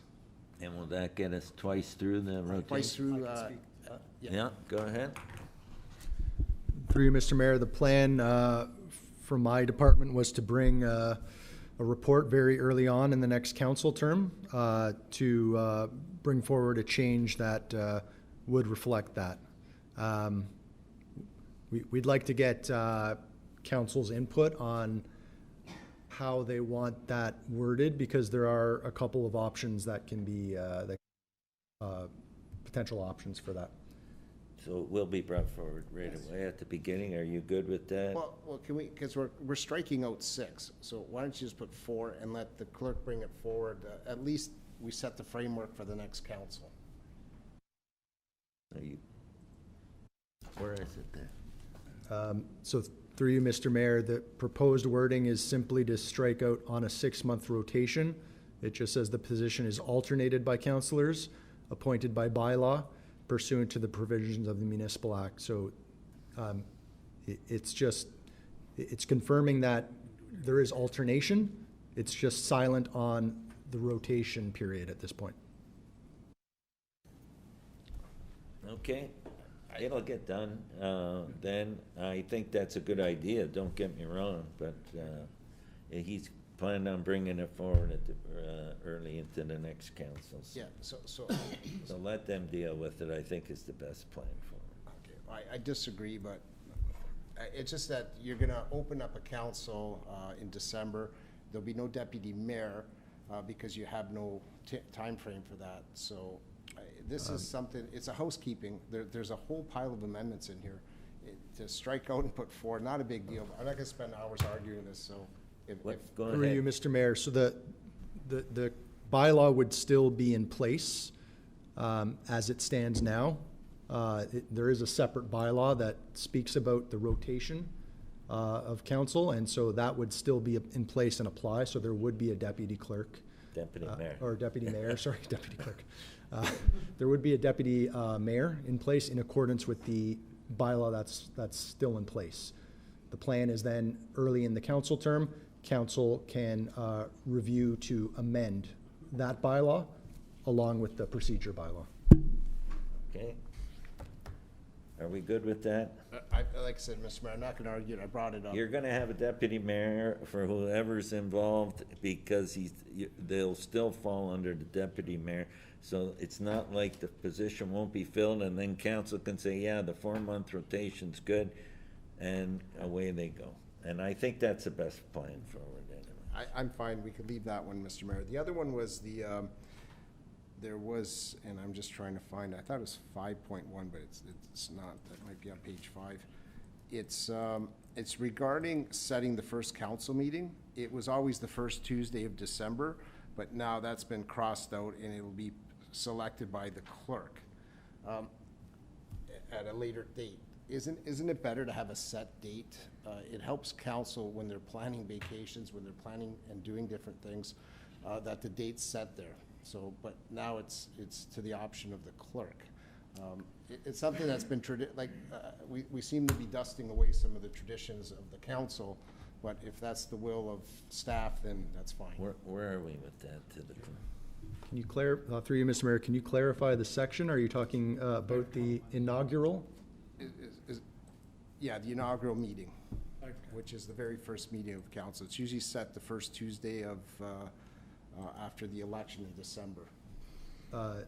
Through you, Mr. Mayor. So the last one in 2022, I believe, was in November. I think that's the reason for, Justin may have some input here as well. Yeah, through you, Mr. Mayor. Council has already approved the inaugural meeting for November 17th. Yeah, and I think that's all been set out by the Municipal Act as Okay, well. sure, not a Okay. problem. It's just I saw Everybody's across. inaugural meetings are going to be in November. That makes sense. And then the other one was just 4.3, the role of the deputy mayor. One of the items I think that should be added to the role of the deputy mayor, which it'll probably make it easier because there's been some discussions over time recently, is that the deputy, as far as I'm concerned, it should be point C. The deputy mayor should read the land acknowledgement at the meetings and at community events. This way, it's designated to that person because there's been events where certain councilors are reading it more than others and there's no standard policy. So I thought if there's a standard policy, it just flows and there's no issue. Again, it's a recommendation you can take or leave. It's up to you. Through you, Mr. Mayor, so the deputy mayor would say the land acknowledgement at city events in which that deputy mayor is in attendance? That's correct. During their, because right now we're rotating it. Every meeting goes to a different counselor here in the chambers, but when we're out in the public, sometimes it's the same counselor reading it out in the general public. So I think it's important that it's a consistent model that flows. So that's part of one of their responsibilities. Whatever time frame that you finally allocate, if it's a 4-month term, a 4-month period, then they would be the ones responsible for reading the land acknowledgement. Yeah, just a housekeeping issue. I think that would add to clarity and transparency. Thank you. Go ahead. Justin. Through you, Mr. Mayor, just so council is aware, there is a deputy mayor policy currently in place as well, which is the item that we're looking to make updates to in the first meeting in December. So something like that might be appropriate there, but because this is really related to council meetings, but it's up to council, of course, what they want to do. That's a good point to I'm know. good with tabling it to that meeting. That's fine. Okay, that's That good. way it's It's a dealt good point to know. Okay, with. That was it for me, Mr. Mayor. I just had those 3 items. okay, so we had a move. Do you have anything, Councillor DeRose? Yeah, 3 year, just to Nicholas. Nicholas, can you assure council that every change affecting council procedure, public participation, and the authority of the mayors will be clearly identified and explained? Just so the public's aware of it too, and ourselves. Through you, Mr. Mayor, Councillor DeRose, you mean like a summary of what the changes are? Basically, yeah. Okay. So through you, Mr. Mayor, when we bring the bylaw, because you're, for clarity, you're not approving the bylaw now, we're just providing information. We plan to bring it the September 15th meeting. We can include this attachment with the track changes, with the memo that'll be associated with that bylaw. There is also a bit of a summary in the report as well, but we can provide essentially a marked up version and then the clean version of what the bylaw will look like. Thank you. And one more question. Can you clarify exactly what changes are being made regarding strong mayor powers and whether these provisions are simply reflect provincial legislation or do they give the mayor additional authority? Through you, Mr. Mayor, no, we're not able to provide anything in addition to what the legislation already provides. This just essentially summarizes the legislation and it puts it in kind of a handy spot for us to reference. Thank you, Nicholas. Appreciate it. Okay. We had to go ahead, Councillor. Yeah, thank you, Mr. Mayor. I forgot one other one I wanted to point out, if it's possible. Under 10.1, this is the clerk will prepare the order of business as follows. There's a listing there, and it goes down to items for consent, consideration, notice to motion.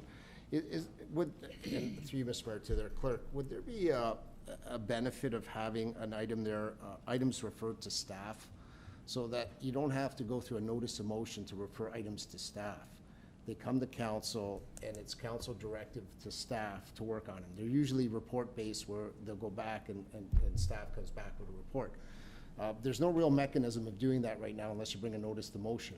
I'm thinking it's a way of expediting the meeting, getting work assigned appropriately, and making sure one counselor is not just giving staff work, but it's the whole council is giving the okay that staff can work on that particular item. Go ahead. Through you, Mr. Mayor.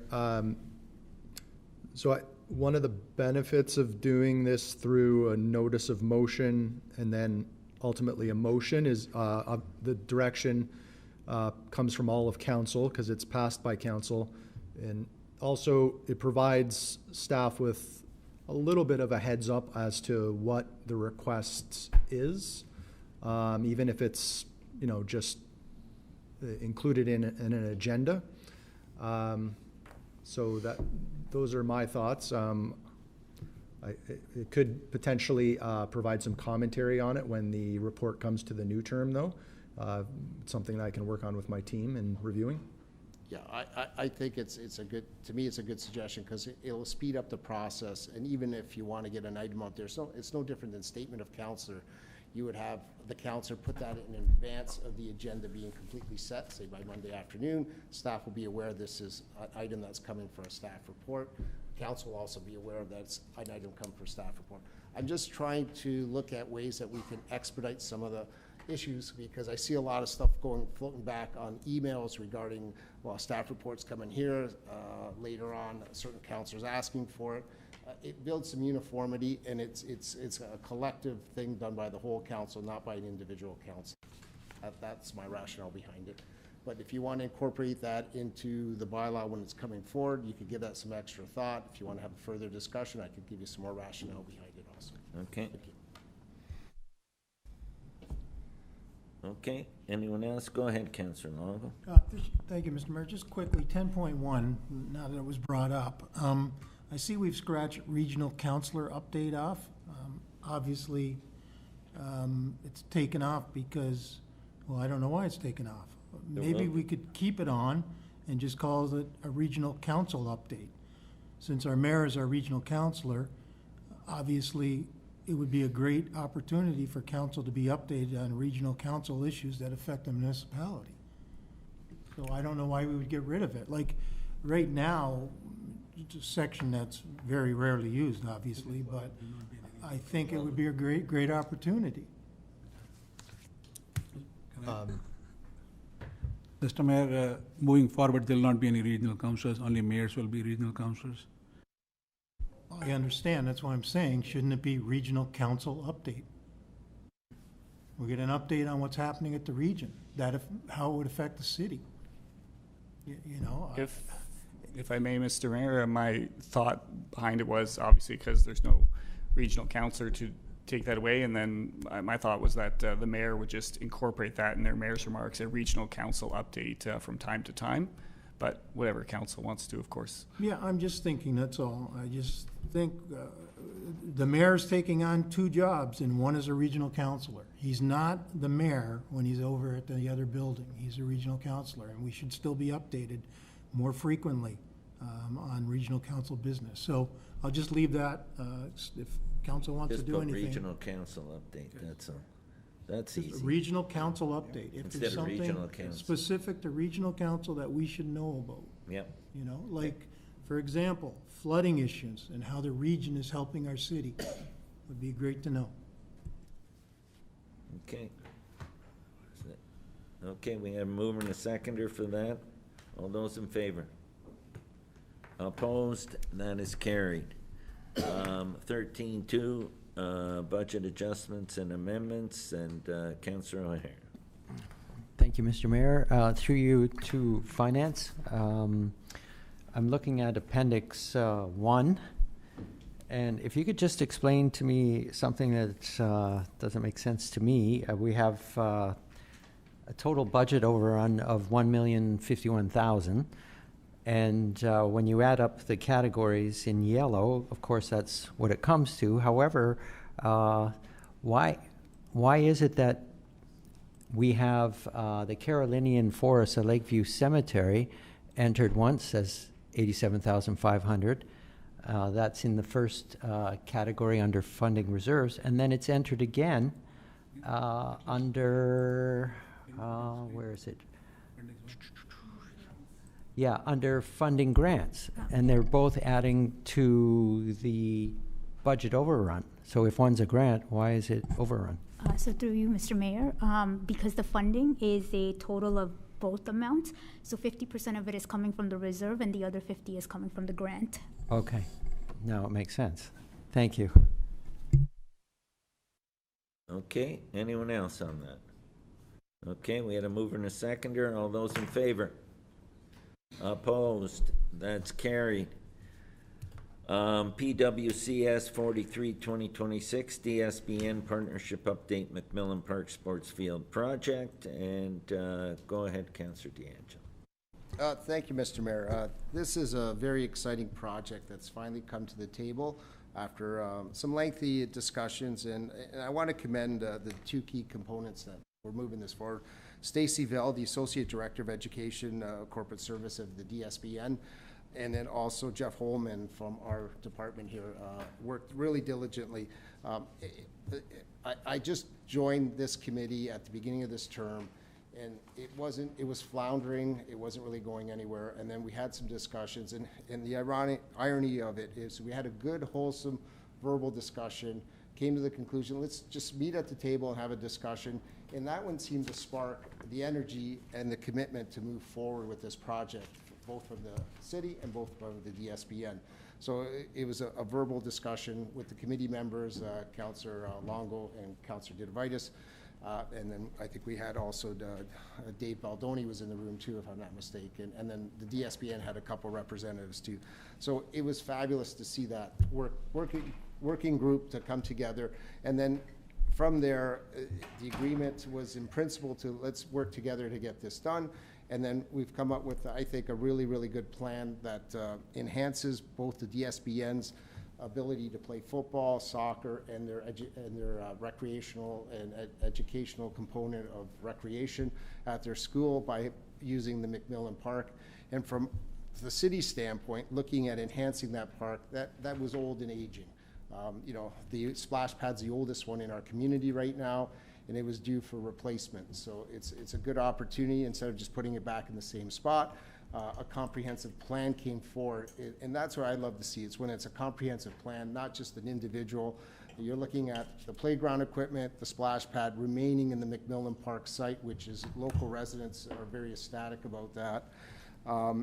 Then we've added additional features. There's a pedestrian walking trail around the whole property and through the property, and it connects both to Carlton Street and Chapel Street. Again, for the purpose of recreation, walking, and just enjoyment, that's there too. And then also dealing with some of the safety enhancements at the park itself. Again, I know there's some houses on Regent Street that like to see some enhanced screening and netting so balls don't go flying into their house. That's incorporated in this plan also. So it's very, very comprehensive. It's a staged approach where I know it's a large portion of funding. The whole project's 5.4, but roughly the DSBN's putting in 1.4, so the city's got to come up with the other 4. But they're also, through Jeff and his staff, looking at grants to get that moving also, so that'll help move the phasing of the project up. I think it enhances the whole area there. It's I think, a great compromise in terms of getting DSBN a field to practice and play on, and also use for their education programs.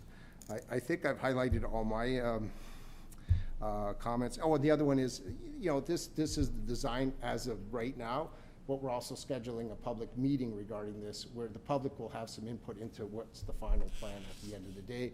And I know through Jeff that there's a commitment to work with the user groups to make sure the necessary items are there to enhance all these sports that are played there, because right now you can have baseball, soccer, flag football, and then any other thing on a field that they can use. It will be a grass field at this point in time, where the city maintains ownership, which is one of the issues council gave out the committee directive to, is to work through this while maintaining ownership.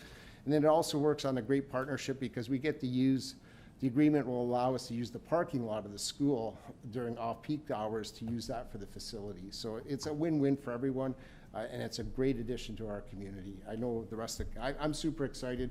Jeff won't be getting my monthly phone call, like, where's this project, where's the status? So it's one less phone call he's gonna be getting from me regarding this, because he's done a fabulous job bringing it forward. Thank you. Councillor Dedevati. Thank you, Mr. Mayor. Yes, it's very exciting times, and I really enjoyed working with my fellow councilors on this committee. Who's going to win with this? The kids of Thorold are going to win, and they really deserve it. And it's a good step for the future. Like Councillor D'Angelo said, you're not going to recognize the property when we're done. It's going to look beautiful. It's going to enhance our downtown. It's going to bring business to our downtown. Everybody wins in this situation, but the winner, the big winner, is the kids of Thorold. Thank you. Anyone else? Councillor DeRoe. I agree, Mr. Mayor. I agree. This is a win-win situation. I think Councillor D'Angelo, DeVitis, and Longboat did a fantastic job getting a fairly good deal for the city.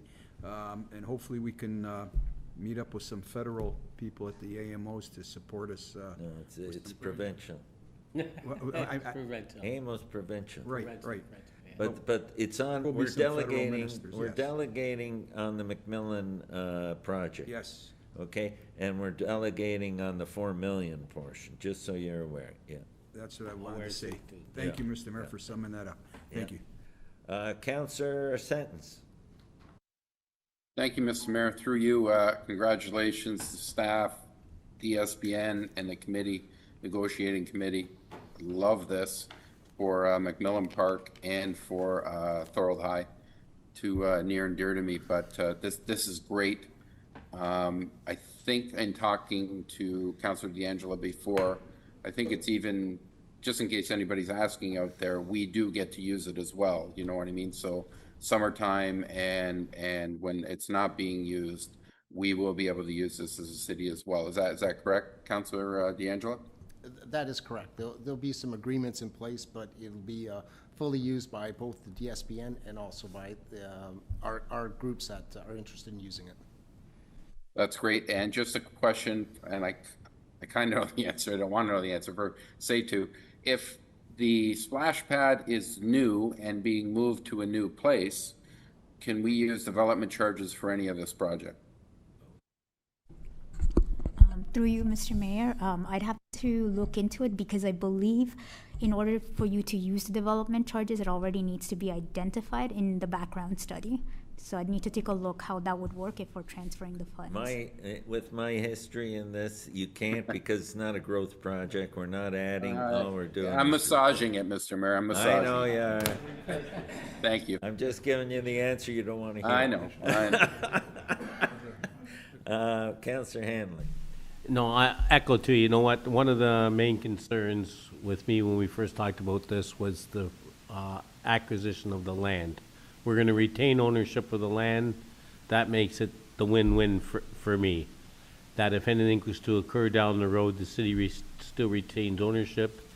You know, I believe we can fit it in there. It's great that they worked on it. I remember probably a couple of years ago, me and Councillor Longo met there one day and talked about, you know, they'll have to cut out the hill and whatever, but it's going to refurbish the park, refurbish the area. We got some new housing going in there, new apartment buildings in the area.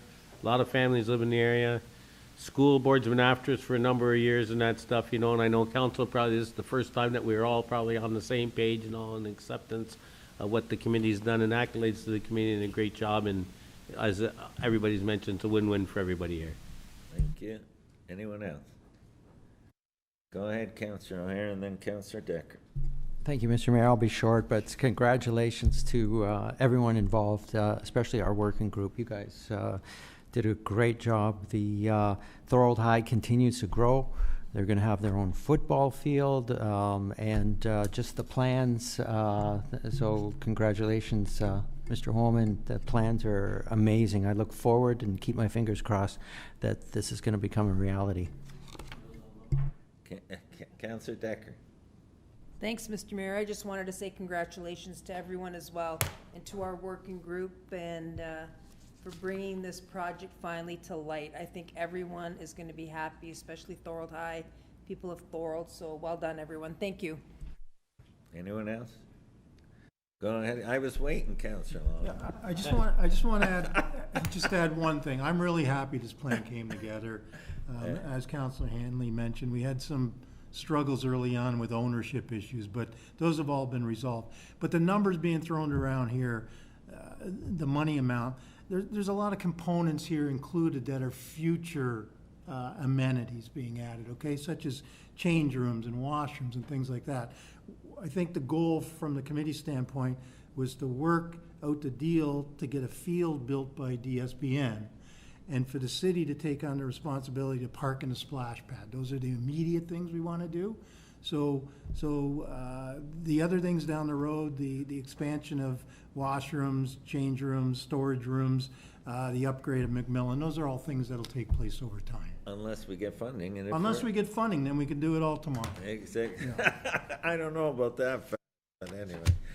Go ahead, Ken. Yeah, maybe if we could just have Jeff just explain potentially the timeline of what we're looking at. So, because we talked all about this, and it's not like we're doing this 10 years down the road. The field part is moving forward with the splash pad and with the playground equipment. That's something that the next council is going to have to work through their capital budget. But maybe if we could get Mr. Holman just to explain the timeline of what we're looking at, so people can get even further excited, because this is not a 10-year project. This should be done within the 2 years. So, through you, Mr. Mayor, the intent is to have the new grass field ready for football season, September 2028.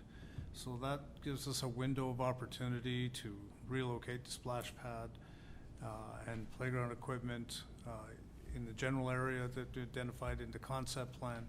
And as Councillor Longo pointed out, the design is can be added as funds become available. We know where everything's going to go and how it's all going to work together, not just from the original capital construction perspective, but also from the operational perspective. Okay. And like I said, hopefully we're lucky in getting funding, and that'll expedite the time schedule, you know. Okay, we had a mover and a seconder. All those in favor? Opposed? That's carried. Now we move on to items for consideration. Up first, DS 41-2026, site plan control application, authorization to enter into the site plan agreement, 2371 Merrittville Highway, D1105-2022. Is there a mover and a seconder? I got Councillor Hanley and Councillor DeRose, and we'll put that up, and Brian's here to answer any questions. Any comments or just questions? Go ahead, I had one comment. I'm so happy this is going forward. This guy's been through a lot, and he's such a big asset to our community, and he's been patient, so I'm very happy for Don Lorraine. Okay, we had a mover and a seconder. All those in favor? Opposed? That is carried. Proposed DS 42-2026, proposed city-initiated rezoning for 1201 Eggerter Road. Can I get a mover and a seconder for this report? I got Councillor Decker and Councillor Dedivitis. Again, Brian's here to answer any questions. Seeing none, all those in favor? Opposed? That's carried. DS 43-2026, official plan amendment application for a portion of 436 Quaker Road, D0901-2026. Can I get a mover and a seconder for that? I got Councillor Longo and Councillor DeRose. And is there a speaker? I had here that Rochelle LaRock from Bigley Area Group submitted a delegation report. Is she on? After the deadline. Through you, Mr. Mayor. Yeah, so just to confirm, was received after the deadline. I left it open and explained to her the council can waive the procedural bylaw by 2/3. So I just wanted to ensure that we've given that opportunity. I don't see she's not anyone in the here or chamber? online. Just to clarify, she said she's not coming. So she's with, okay. So that is the report on the floor. I got a mover and a seconder. Brian's gonna answer questions. Councillor Longo, you're up. Thank you, Mr. Mayor. I just want to make a comment on this if I could. I'm glad that staff has advised us to refuse this. This was the one that talked about sub-watershed studies and drainage and water flow, and I think the events of the last couple weeks are prime indication on why we need these studies done and why things need to be done in the proper order. So I'm glad that this one is being put on the back burner. Thank you. Councillor D'Angelo, go ahead. Yeah, I'm just echoing the same comments. I'm glad that this public process worked because there was a lot of comments regarding the watershed. Water's going to go where water wants to go, and we've seen that recently. So we have to take the mitigating steps in advance of having that problem, and this was a great one. So I appreciate staff recognizing that and making sure the proper studies are done. So we're not opposed to growth and we're not opposed to development, but it's got to be proper development and phased in a development that meets and doesn't affect other landowners later on. So I'm very happy with this report. I had a mover. Yes. Longo moved it to Rose seconded. Okay. Go ahead, Councillor O'Hare. Thank you, Mr. Mayor. Through you, I too am happy that this report has come back in this format. It's a good day for the environment up on in that area of Thorold. So thank you very much. Appreciate it. Okay. Okay, we had a mover and a seconder. All those in favor? Opposed? That is carried. DS 46, 2026, update to site plan control bylaw and delegation of powers and duties of council bylaw. Can I get a mover and a seconder for this? I got Councillor Decker and Councillor Dedivitis. And again, Brian can answer any questions, and the floor is open for that. Okay, seeing none, all those in favor? Opposed? That's carried. Extension of fire prevention staffing, FES 5, 2026. Can I get a mover and a seconder for that report? I got Councillor Longo and Councillor O'Hare. And Fire Chief Terry Dixon's here to answer any questions. Seeing none, all those in favor? Opposed? That's carried. PWCS 45, 2026, designation of municipally significant events, civic recognition event in the Thorold Community Market. Can I get a mover and a seconder? Councillor D'Angelo and Councillor O'Hare.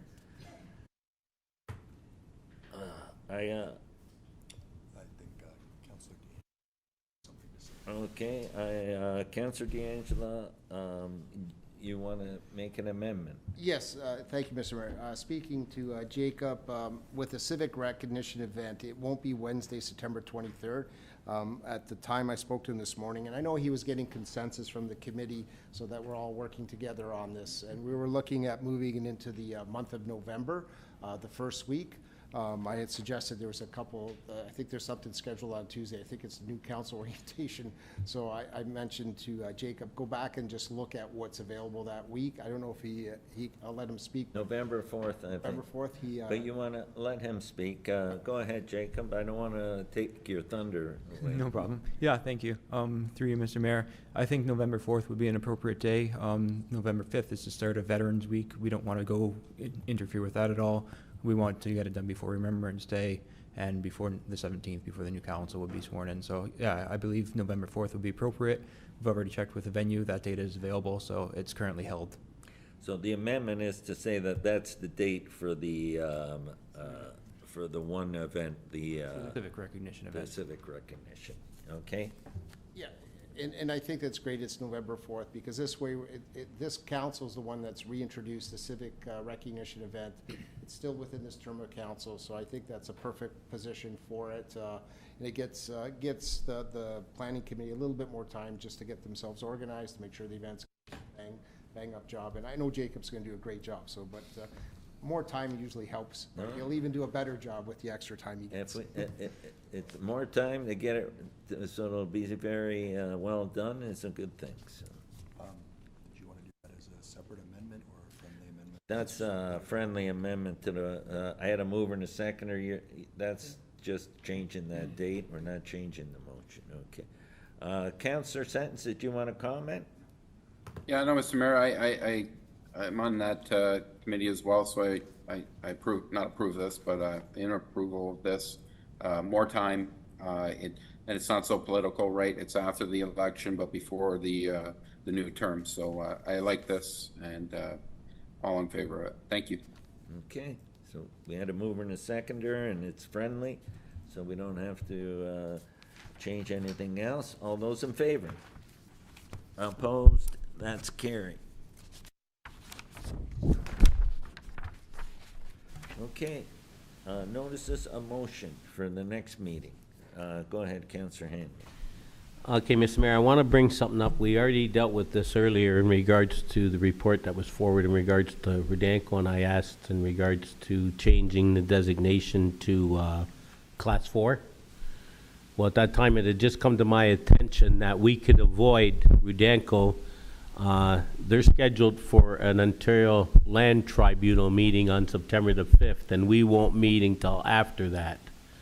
So in order to avoid a tribunal meeting and delay the building of 1,500 units at the risk of a quarry that is not approved or may never be approved, I'm asking that council, or I'm going to request that council amend the procedural bylaw so that I may be able to bring a resolution forward tonight in regards to the changing that land designation to Class 4.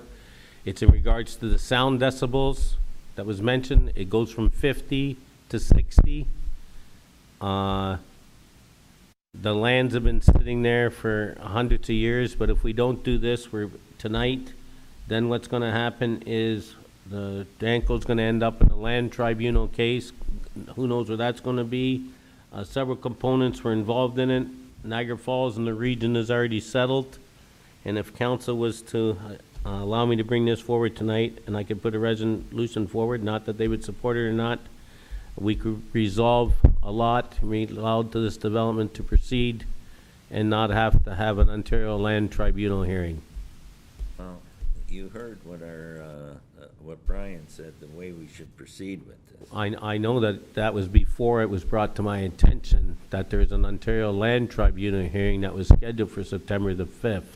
If I would have known that, I would have not pulled my resolution that I wanted to be brought forward tonight. So council can vote on it. I'll ask for a recorded vote. I'm asking for an amendment to the procedural bylaw so I can bring the resolution tonight so the development may proceed. Like I mentioned, council just has to recognize that quarry is probably never going to be there in our lifetime. I wouldn't say that, okay? It's moving along at a swift pace. So that comment is not what's really happening out there, okay? I don't see a quarry out there, not one within a mile. Well, I beg to differ, but anyway. Why, is there a quarry there? Mr. Mayor, you said you beg to differ. Where's there a quarry there? They're going through the process right now. But they're not approved, and the development is approved. And I'm asking for a friendly, I'm asking for resolution. I'm not here to debate this, Council, well, no, Mr. Mayor. I know we're not here to debate it. I have a right as a council to ask for an amendment to the procedural bylaw that requires a 2/3 vote, and I'm asking that so I may put a resolution to the floor tonight. I can do it under notices of motion. I can do it. Through you, Mr. Mayor, to the clerk, am I allowed to put a notice of motion and ask for You can ask to procedural? waive the Procedural bylaw. You need a 2/3 vote. That's right. And I'm asking to put that to the floor and ask that it be a recorded vote, Mr. Mayor. Go ahead, no. Mr. Mayor? Well, wait. All we're doing, we're not debating anything other than whether you want to waive the procedural bylaw. Okay, that's all we're voting on. I was already going to bring the resolution forward anyways. Okay, so you want to waive the procedure bylaw. Do you have someone to second that? Councillor Jordan. Okay, and he's asked for a recorded vote.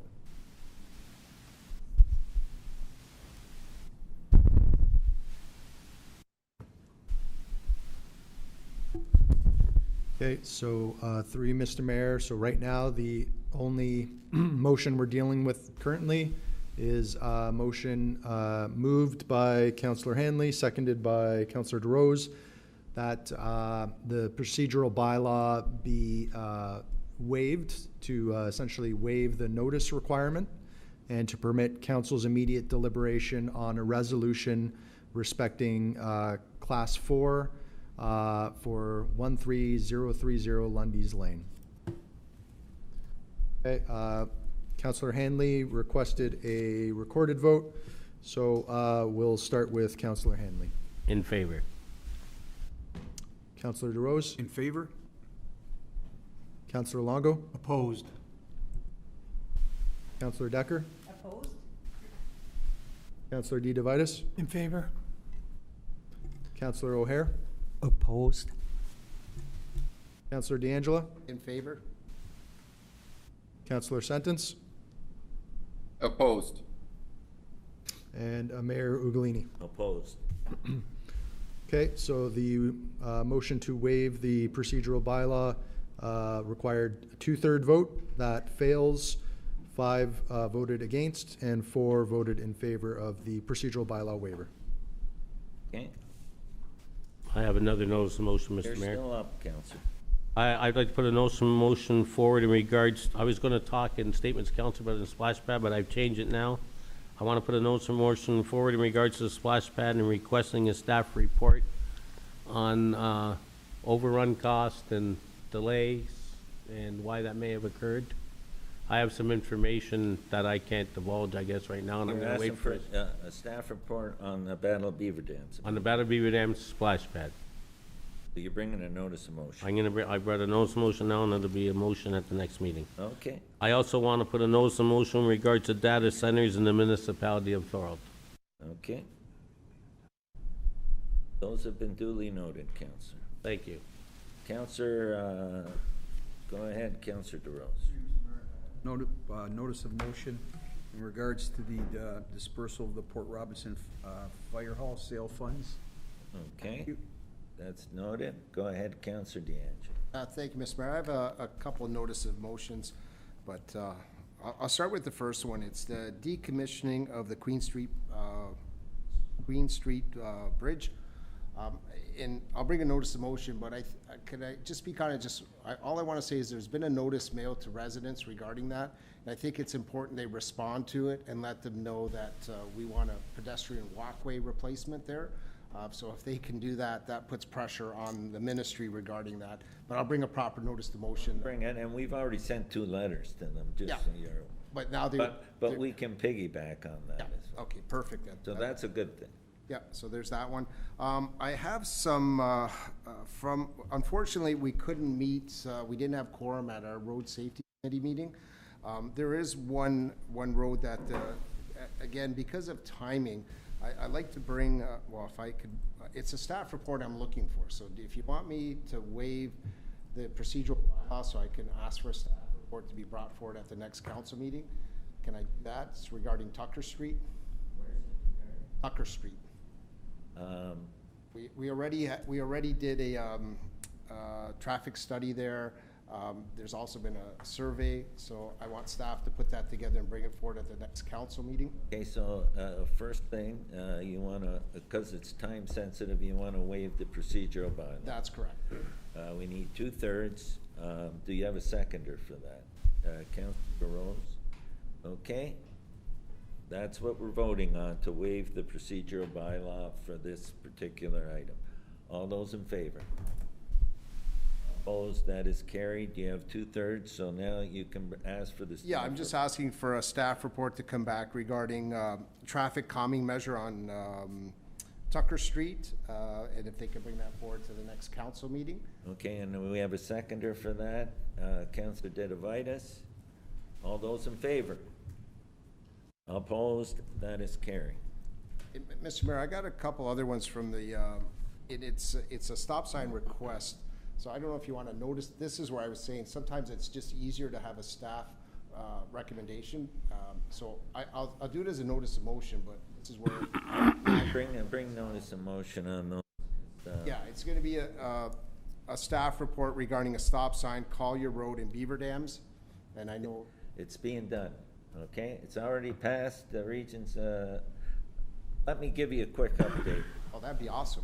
There's going to be another three-way stop at Collier Road and Beaver Dams Road, and another three-way stop at DQ Road and Beaver Dams Road. They're doing traffic studies now. Speed is reduced to 70. We tried to get it to lower, and they're gonna re-review it once we do the path, and there's a crosswalk to the dog park. They'll re-review the speed, and then, in time, it'll be a budgetary item at the region. There's either gonna be a traffic signal or a roundabout at Beaver Dams Road and Merrittville Highway. So those are all things that I just got back from Frank Tassoni, okay? Yeah. Mr. Mayor, that's perfect example of a regional update that Councillor Longo was saying.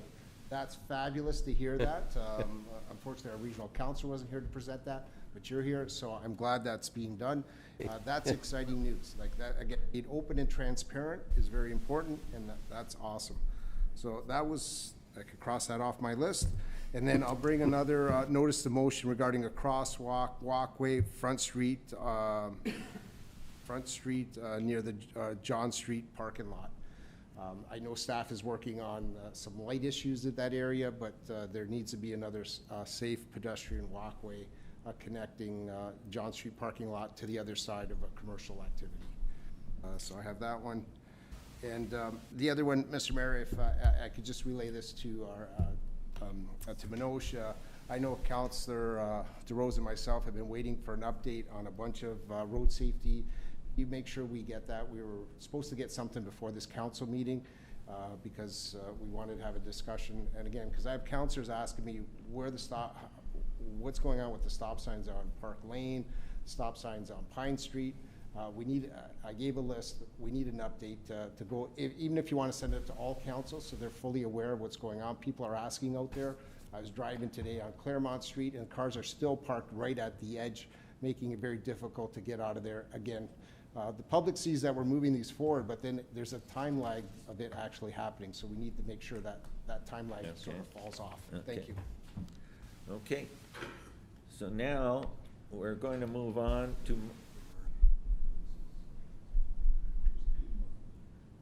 Mr. Mayor? Oh, go ahead, Councillor Sentence. Yeah, just a notice of motion to address parking deficiencies during the construction on Sullivan and Claremont for the business owners. Thank you. Okay, and Councillor O'Hare. Thank you, Mr. Mayor. Through you, this is regarding the Special Events Committee and Civic Recognition event that will be a fundraiser to support Thorold South residents and other residents that suffered losses due to the recent flooding. Yep. Thank you. Okay, we got them all. Statement by I got motion. Councillor O'Hare, you're up. Motion respecting electronic meeting and advisory committee participation. Thank you, Mr. Mayor. Through you, I'll just read from now, therefore.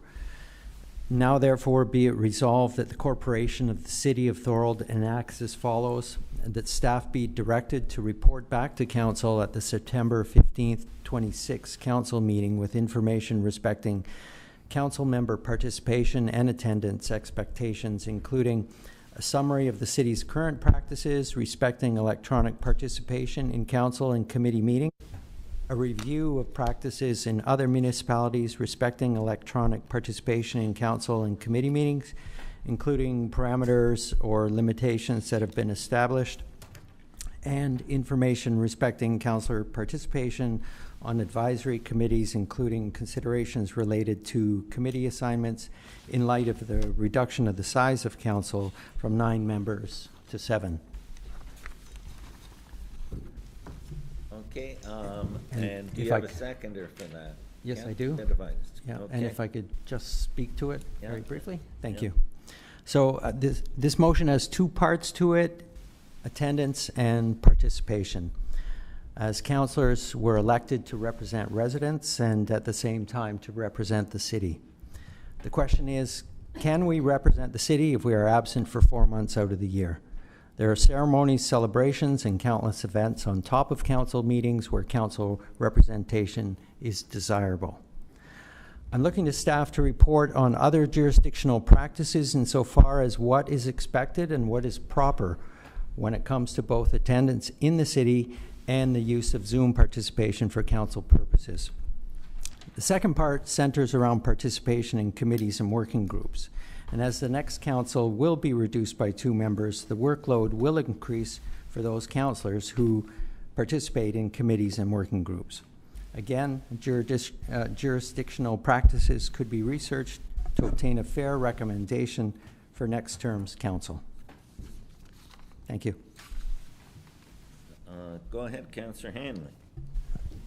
One general comment before I ask Councilor Hare some questions. Obviously, this is about me. I'm the only council that misses 4 months of the year. It has been the only one. So it's obviously, and he just made that during his statement, so I wish to address that. First question to Councilor Hare. Is your motion to address the habits of a specific councillor? It's not intended for that, Councillor Hanley. It's really intended to be transparent and clear so that... Your questions come through me. And Okay, then, through you, Mr. Mayor. So, Yeah. okay, can I ask then, through you, Mr. Mayor, to Councilor Hare, who was the councillor you referenced to missing 4 months of the year? Councillor Hanley, that would be yourself. Okay, thank you. I appreciate that. And I'm going to address all my questions. Councillor Hare, I have another question.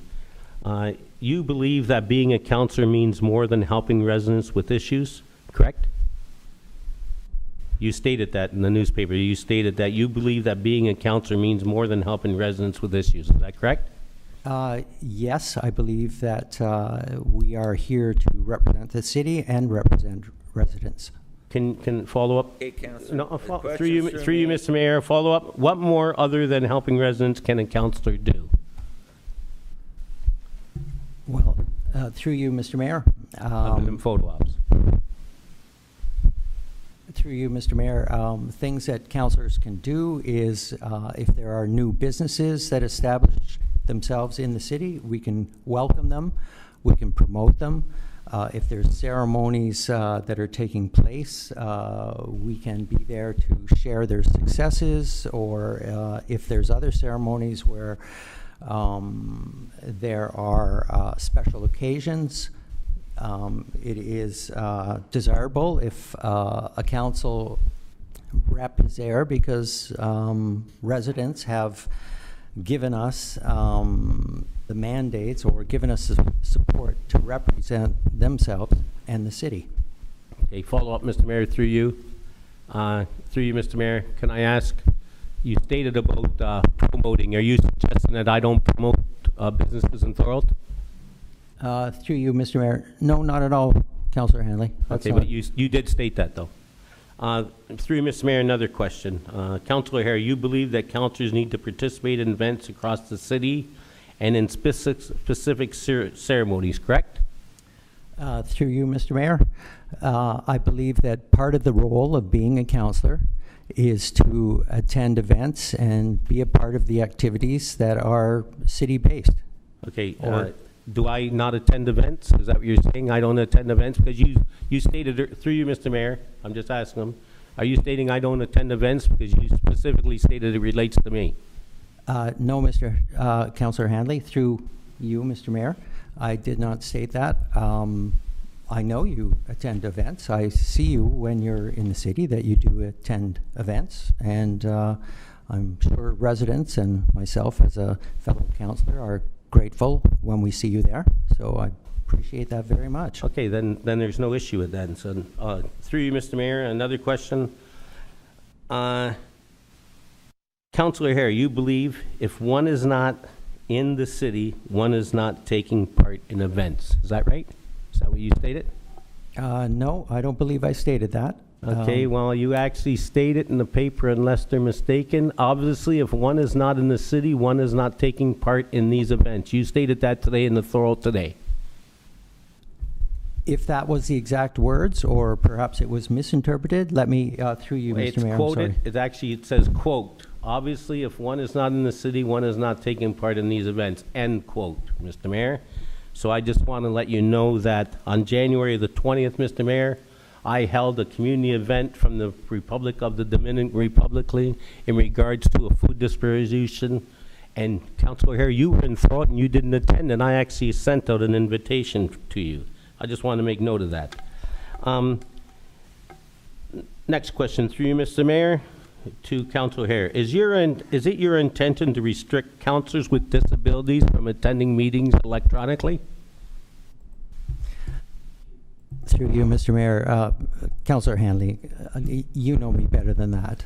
Well, I'm asking you a question. Well, Don't you know say I me know you better than better. that. I don't know you better I'm than rather that. That's why I'm asking insulted by you the question. you trying to. No, I asked him a question through you, Mr. Mayor, because, Mr. Mayor, I'm going to quote on that. I'm going to talk about a disability that an individual has.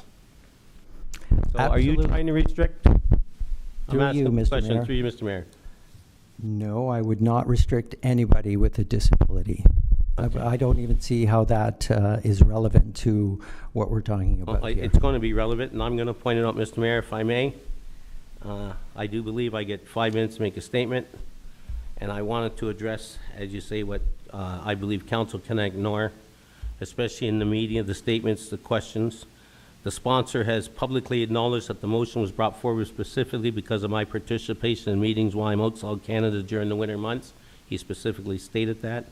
This is not speculation. The sponsors said that publicly. I want to make something very clear. My participation by Zoom is not an attempt to avoid my responsibility as a counselor. I have documented medical condition. I was diagnosed with Raynaud's disease in 2023, as well as severe carpal tunnel syndrome. My conditions have been investigated and documented through medical testing and multiple medical facilities. I am not required to publicly release my full medical records in order to establish that I have a disability or request accommodation, and I maintain my right to medical privacy. I have also been advised regarding the avoidance of extreme cold, and it's documented. Therefore, when council discusses restricting electronic participation, it is not simply discussing an abstract policy for me. It potentially affects a disability-related accommodation. The Ontario Human Rights Code recognizes disability as protected ground and recognizes the need to accommodate people with disabilities so they can participate equally. The Ontario Rights Commission specifically recognizes that accommodation can require changes to rules, procedures, and requirements where those rules adversely affect a person's because of disability. I'm not asking council to give me special treatment. I'm asking council to ensure that I am not placed at a disadvantage because of a documented disability. There is another important point. Thorold's current procedural bylaw permits electronic participation and recognizes electronic participation members for quorum and voting purposes. So therefore, before we move forward restricting that participation, I believe council needs to answer some basic questions. What specific problem are you trying to solve? What evidence demonstrates that electronic participation by me has prevented me from fulfilling my responsibilities as a counselor? Has my electronic participation caused council to lose quorum? Has it prevented me from representing constituents? Has it prevented me from voting?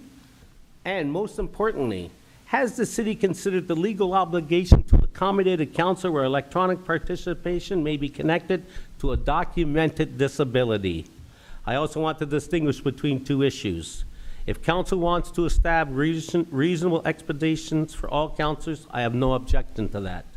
But if a policy is being developed specifically because of one councilor's conduct, and that councilor has a documented disability that is relevant to the accommodation being discussed, then council needs to proceed very carefully. I therefore believe that council considers any restrictions on electronic participation, the city should obtain a legal opinion addressing, 1, whether the proposed restrictions should engage or could engage the Ontario Rights Code, Human Rights Code, whether the city's duty to accommodate applies in these circumstances, whether the charter is engaged, and whether electronic participation can constitute a reasonable accommodation 5, whether the proposed policy would have a disproportionate adverse effect on a counselor with a disability, and 6, what accommodation, if any, is required. I'm prepared to meet every legitimate responsibility expected of a counselor. I also want to be clear that I do not sit on any committees, as every time a complaint was filed against me, one of the recommendations was that I would be not permitted to sit on committees, as passed by some counselors in this room. My public record speaks for itself in that regard. But I should not have to choose between protecting my health and participating in the democratic process. That is not special treatment, that is equal participation.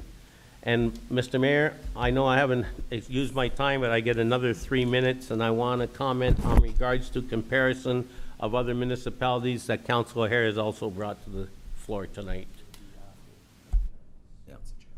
Okay, well. After everybody else has spoken. That's correct, Councillor. You had your hand up, Councillor Decker, and then I see Councillor Sentence's hand up. Through you, Mr. Mayor, I don't look at this request for a report as reflecting on anyone with disabilities. We all have some type of disability or issue. I don't even know why I just said that, but I'm okay getting a report to see what municipalities do and what it's going to look like with our reduced council size going from 8 members to 6 members and sitting on all these committees and how that's going to happen. So I would like to see what this looks like, and everyone has their own opinion on why they run for council and what their participation should be. I enjoy being in the public and I like going to events, and I do it because I want to support different communities and different organizations and businesses, and that's my opinion of why I do what I do. So I have no problem supporting this motion. Thank you. Councillor Sentence. Yeah, thank you, Mr. Mayor, through you. So we tried this a little while ago. Councillor Longo brought a notice of motion, or brought a motion forward to try this. The thought process at the time was that, well, we can't do this because we're already in the election, we're already in council, and nobody knew this beforehand. So this puts something in place before the election so that everybody knows the rules and regulations. That was the one thing that came out. The other thing that comes out of this, to be quite honest, is how, and I think Councillor Longo had some of this too, or some of us, we get questioned and we get hammered in public as to how we can allow this to happen. And if you have a condition, I understand the condition. I don't understand the condition. If you have a condition, take care of the condition. Nobody's making fun of that or saying it's not true or not right. What we're saying is, if you want to run for council, there may be some rules and regulations that you have to abide by, because we take it on the chin ourselves in the public. So having some rules ahead of time is kind of what we talked about before and why we didn't do it before. So let's see what this comes up with. And then we can have people who, you have to do so many committees. You have to do, and there's going to be 6 people. And some of us are in a lot of committees. So let's see, whoever's sitting in these chairs next time, they'll have rules and regulations. I don't see a problem with this. This is a no-brainer. Let's find out how it goes. Thank you. Anyone else have any comment? No. Go ahead, Councillor. Oh, thank you, Mr. Mayor. I just regarding respecting councillor participation on advisory committees and consideration related to the committee assignments. Will the report, and I'm just asking, will the report come forward and come out with a policy statement regarding recognizing councillors at city events that are being put on, not just the committee members that sit on the committee? Is that something that will be captured in this report?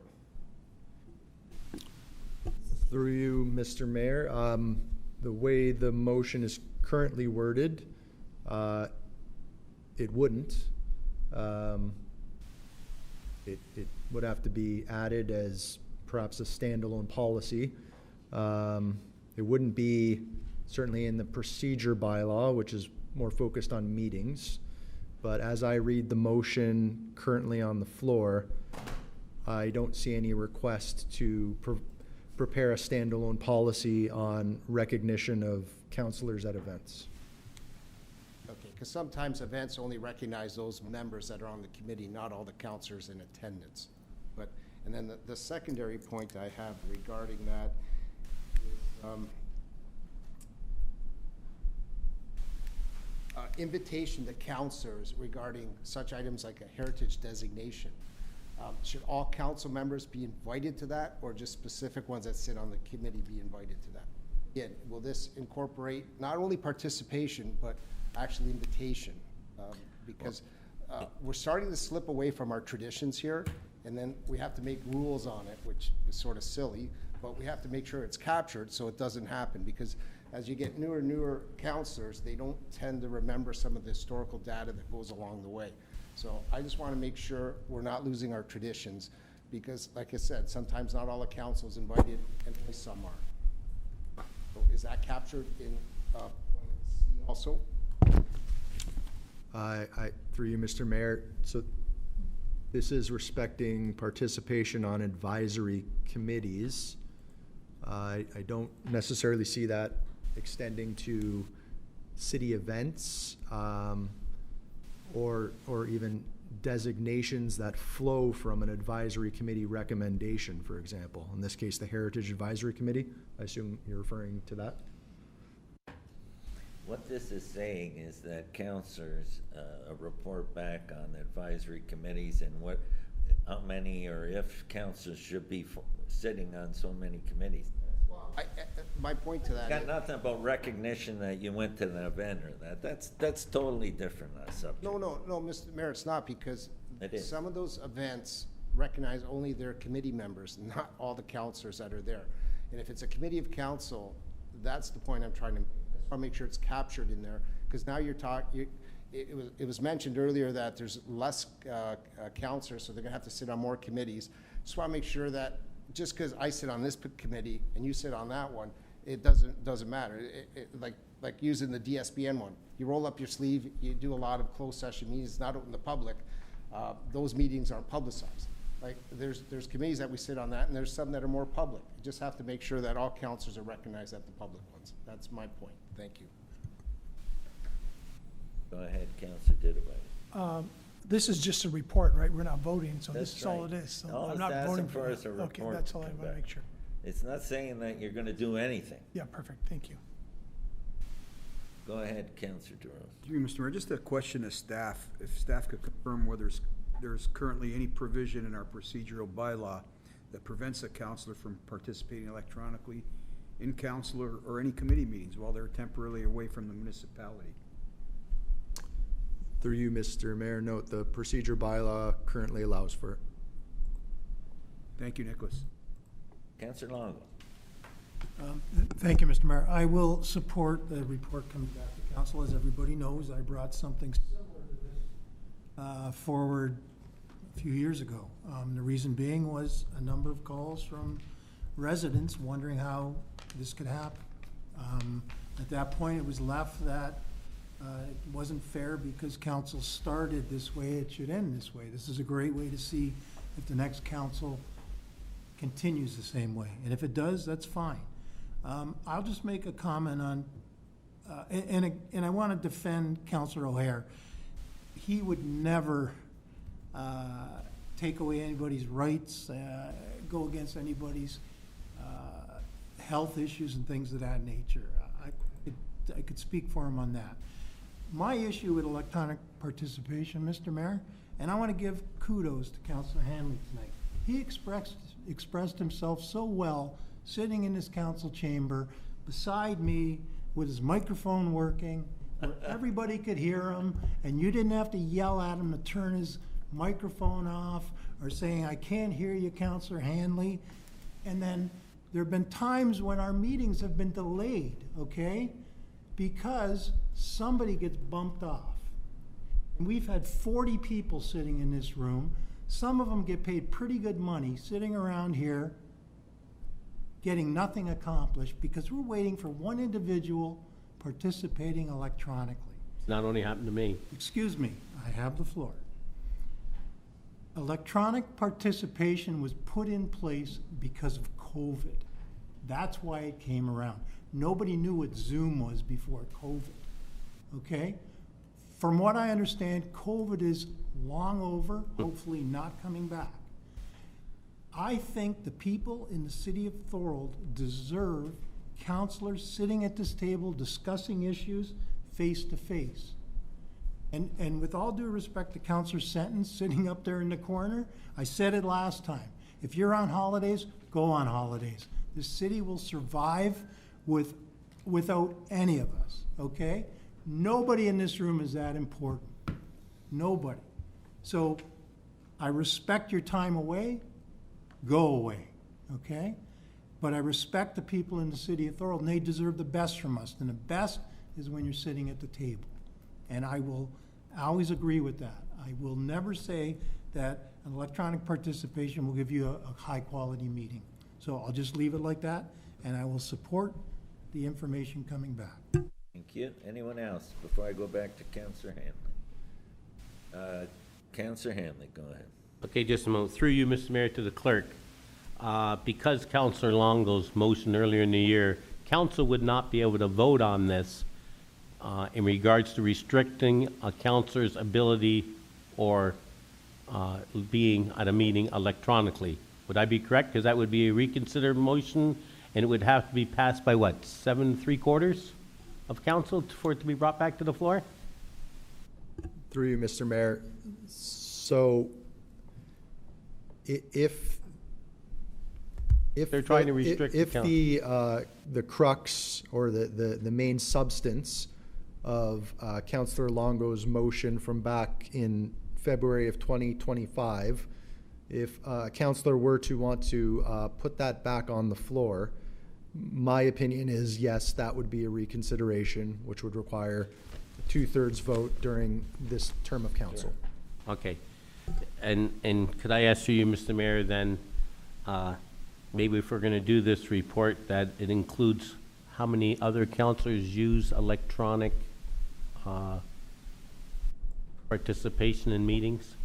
You know, other than me being away for my 4 months, I'm at every meeting, but I know every councillor in this meeting's used electronically for meetings. I think last meeting there was 4 people, so maybe that could be.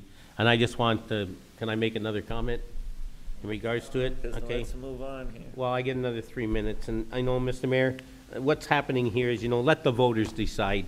Let's not make this a politically motivated motion. What I feel that is, if the voters want me to be a councillor, they'll vote me back in. If they want Councillor Hare to be a councillor, they'll vote him back in. So we're trying to make this a council thing. Let's let the people decide. What I'd like to say is this here. There's 12 municipalities in Niagara and the region itself. In my research, I've not found a local municipality whose current procedural bylaw imposes a blanket prohibition on a councillor participating electronically and otherwise in-person council meetings. In fact, several bylaws expressly give councillors that right. Out of all the municipalities, electronic participation by councillor, all of them. Electronic vote by quorum, all of them. I just wanted to point out St. Catherine's current procedural bylaw, any member may participate in a meeting through electronic participation provided the technology and resources are reasonably available at the discretion of the city clerk. Pelham is particularly, on January 26, 2026, they consolidated procedural bylaw, section 2022.1 permits regular special council, public and other meetings be conducted electronically or hybrid form. Niagara Falls bylaw is unequivocal. Its electronic participation provision states that a member participating electronically has the same rights and responsibilities as physically present. Niagara Lake, it says members of council committees and council may participate electronically in any regular council special or committee meeting. Grimsby 225 procedural bylaw states that the council, local board or committee member participating remotely has the same rights and responsibility as someone physically representative. So does the bylaw give someone the authority to simply prohibit an individual councillor from using that provision? That's a difficult question. But I'm just going to say, you know, what I've reviewed, what I've seen, council may prohibit a particular councillor from participating electronically. Thorold's provision is like Pelham, St. Catharines, Niagara Falls, Grimsby, Niagara Lake, Welland, Lincoln, and other municipalities. If a councillor wants to attend otherwise in person meeting electronic, they have to give the clerk 2 business days' notice. Mr. Mayor, I'm doing my civic duty as an elected representative, whether I sit on committees or not. I make myself available to residents, especially during this recent storm event. I visited numerous residents, and know what most of them told me? Not one other councillor went to visit them during this storm events. No one even come by to see them. That's my participation. Forget about the committees. I've made myself available to residents, attended events, and responded to community needs. Food giveaways by the ton. Recently, invited all these councillors. Who shows up? Councillor DeRose, Councillor D'Angela, all the rest of them never. I invite them constantly. So let's talk about participation. So I reject the implication that participation is defined only by physical presence in the city at all times or by committee assignments. My record in this community speaks for itself. Thank you, Mr. Mayor. I have no further comment. Yeah, okay. Did you have anything to add, Councillor Sutton? Your hands up. Yeah, I do. I need another minute here. So I just want to comment on the first thing that Councillor Hanley just said. I was out there. I was on Hodgkins Avenue when the storm was raging and the water was 3 feet high. I went out to Coleman Court. So please don't assume you know what we do as well, and I won't assume I know what you do as well. So I was That's out right. there. Well, I'm glad you were out, Councillor Sentence. I appreciate that. Secondly, this Councillor Longo, I agree with you. The irony is I'm on right now. Family, we have a family cottage. I only get some summers I don't miss, some I do. If the report came back and said no more Zoom meetings, I'll abide by it. That's what I'm saying. I'll abide by whatever comes back. And that's all I'm saying as far as the rules go. Thank you. I relaxed for 4 months. I went on listening, O'Hara, and then we'll call the vote. Yep, very, very quickly, Mr. Mayor, thank you very much. I just want to mention a couple of things very quickly. I did speak with the clerk regarding health issues, and in no way is this intended to discriminate against anyone with health issues, and thank you. I'm going to actually support your motion. Okay, whoa. The other thing... Fine, but don't speak when someone else is speaking. Thank you, Mr. Mayor. Through you, also, I just want to point out to Councillor Handley that I have driven on 3 occasions food deliveries as well. So to say no one else attends, that's not fair. And lastly, this report is simply about asking for transparency and guidelines for future councillors to be able to abide by. That's all the request is there for. So thank you for all your time, and that's everything. Thank you. Okay, we're going to call the vote. Go ahead, Councillor D'Angelo. I just want, again, going back to the visiting, those that impacted by the storms, the previous storms, all of us, I could almost guarantee all of us went out. I actually cleaned a drain on Chippewa because it was plugged with stuff. So we're all going everywhere. We can't be everywhere at all times. We're not going to visit. Like everyone else. I could attest, Councilor Didovitis, I missed him by 5 minutes at the Coleman property, watching that. So we were all out there visiting, talking, trying to help people, trying to assure them we're doing what we can, get the assurance that the region's going to provide some assistance in terms of garbage pickup. So that one, you could say what you want, but that one, you got to let everyone know that everyone, I think, was out there trying to help our citizens and do the best we can. And I know that every councillor got calls. So, yeah. Okay, the motion's on the floor. Let a mover and a seconder. All those in favor? Opposed? That is carried. Okay, statement by councillors. Councillor Hanley, the splash pad you're okay with now, right? Splash pad I'm okay with. Now I wanted to talk about the swing. I was out at the park in Battle Regions Park, and some non-handicapped individuals were using the swing, and I kind of made a comment about it, and I got the reaction, well, there's no handicapped kids here. Who gives a SHI who's using it? And I said, well, the object is that it's meant for a wheelchair and a handicapped individual, not 4 or 5 kids using it as a giant swing and a teeter-totter, an irresponsible parent, and it's letting them do it, and then giving me flack because I'm trying to explain to them that we paid $50,000 for the swing. So it's broken numerous times. I can tell you why. The day I was there, I mentioned 5 kids on it. Back and forth like this here. I tried to explain to individuals, and like I said, the response was, well, who cares? there isn't a kid here that's has a disability anyways. And if they did come, we could move. And I tried to say, well, that's not the point. When a child comes here with a disability, they shouldn't have to have somebody that use that swing that isn't disabled. So I just wanted to make that note, Mr. Mayor, Well, that the that's a good city's point. constantly over there fixing it and we shouldn't be. It's a good point. And now the impact of the recent storm. Did you? Yeah, the recent storm, you know, as we see that, so the impact, and I could tell you, I'm just wanting to make a statement that tomorrow is a garbage day in Thorold South.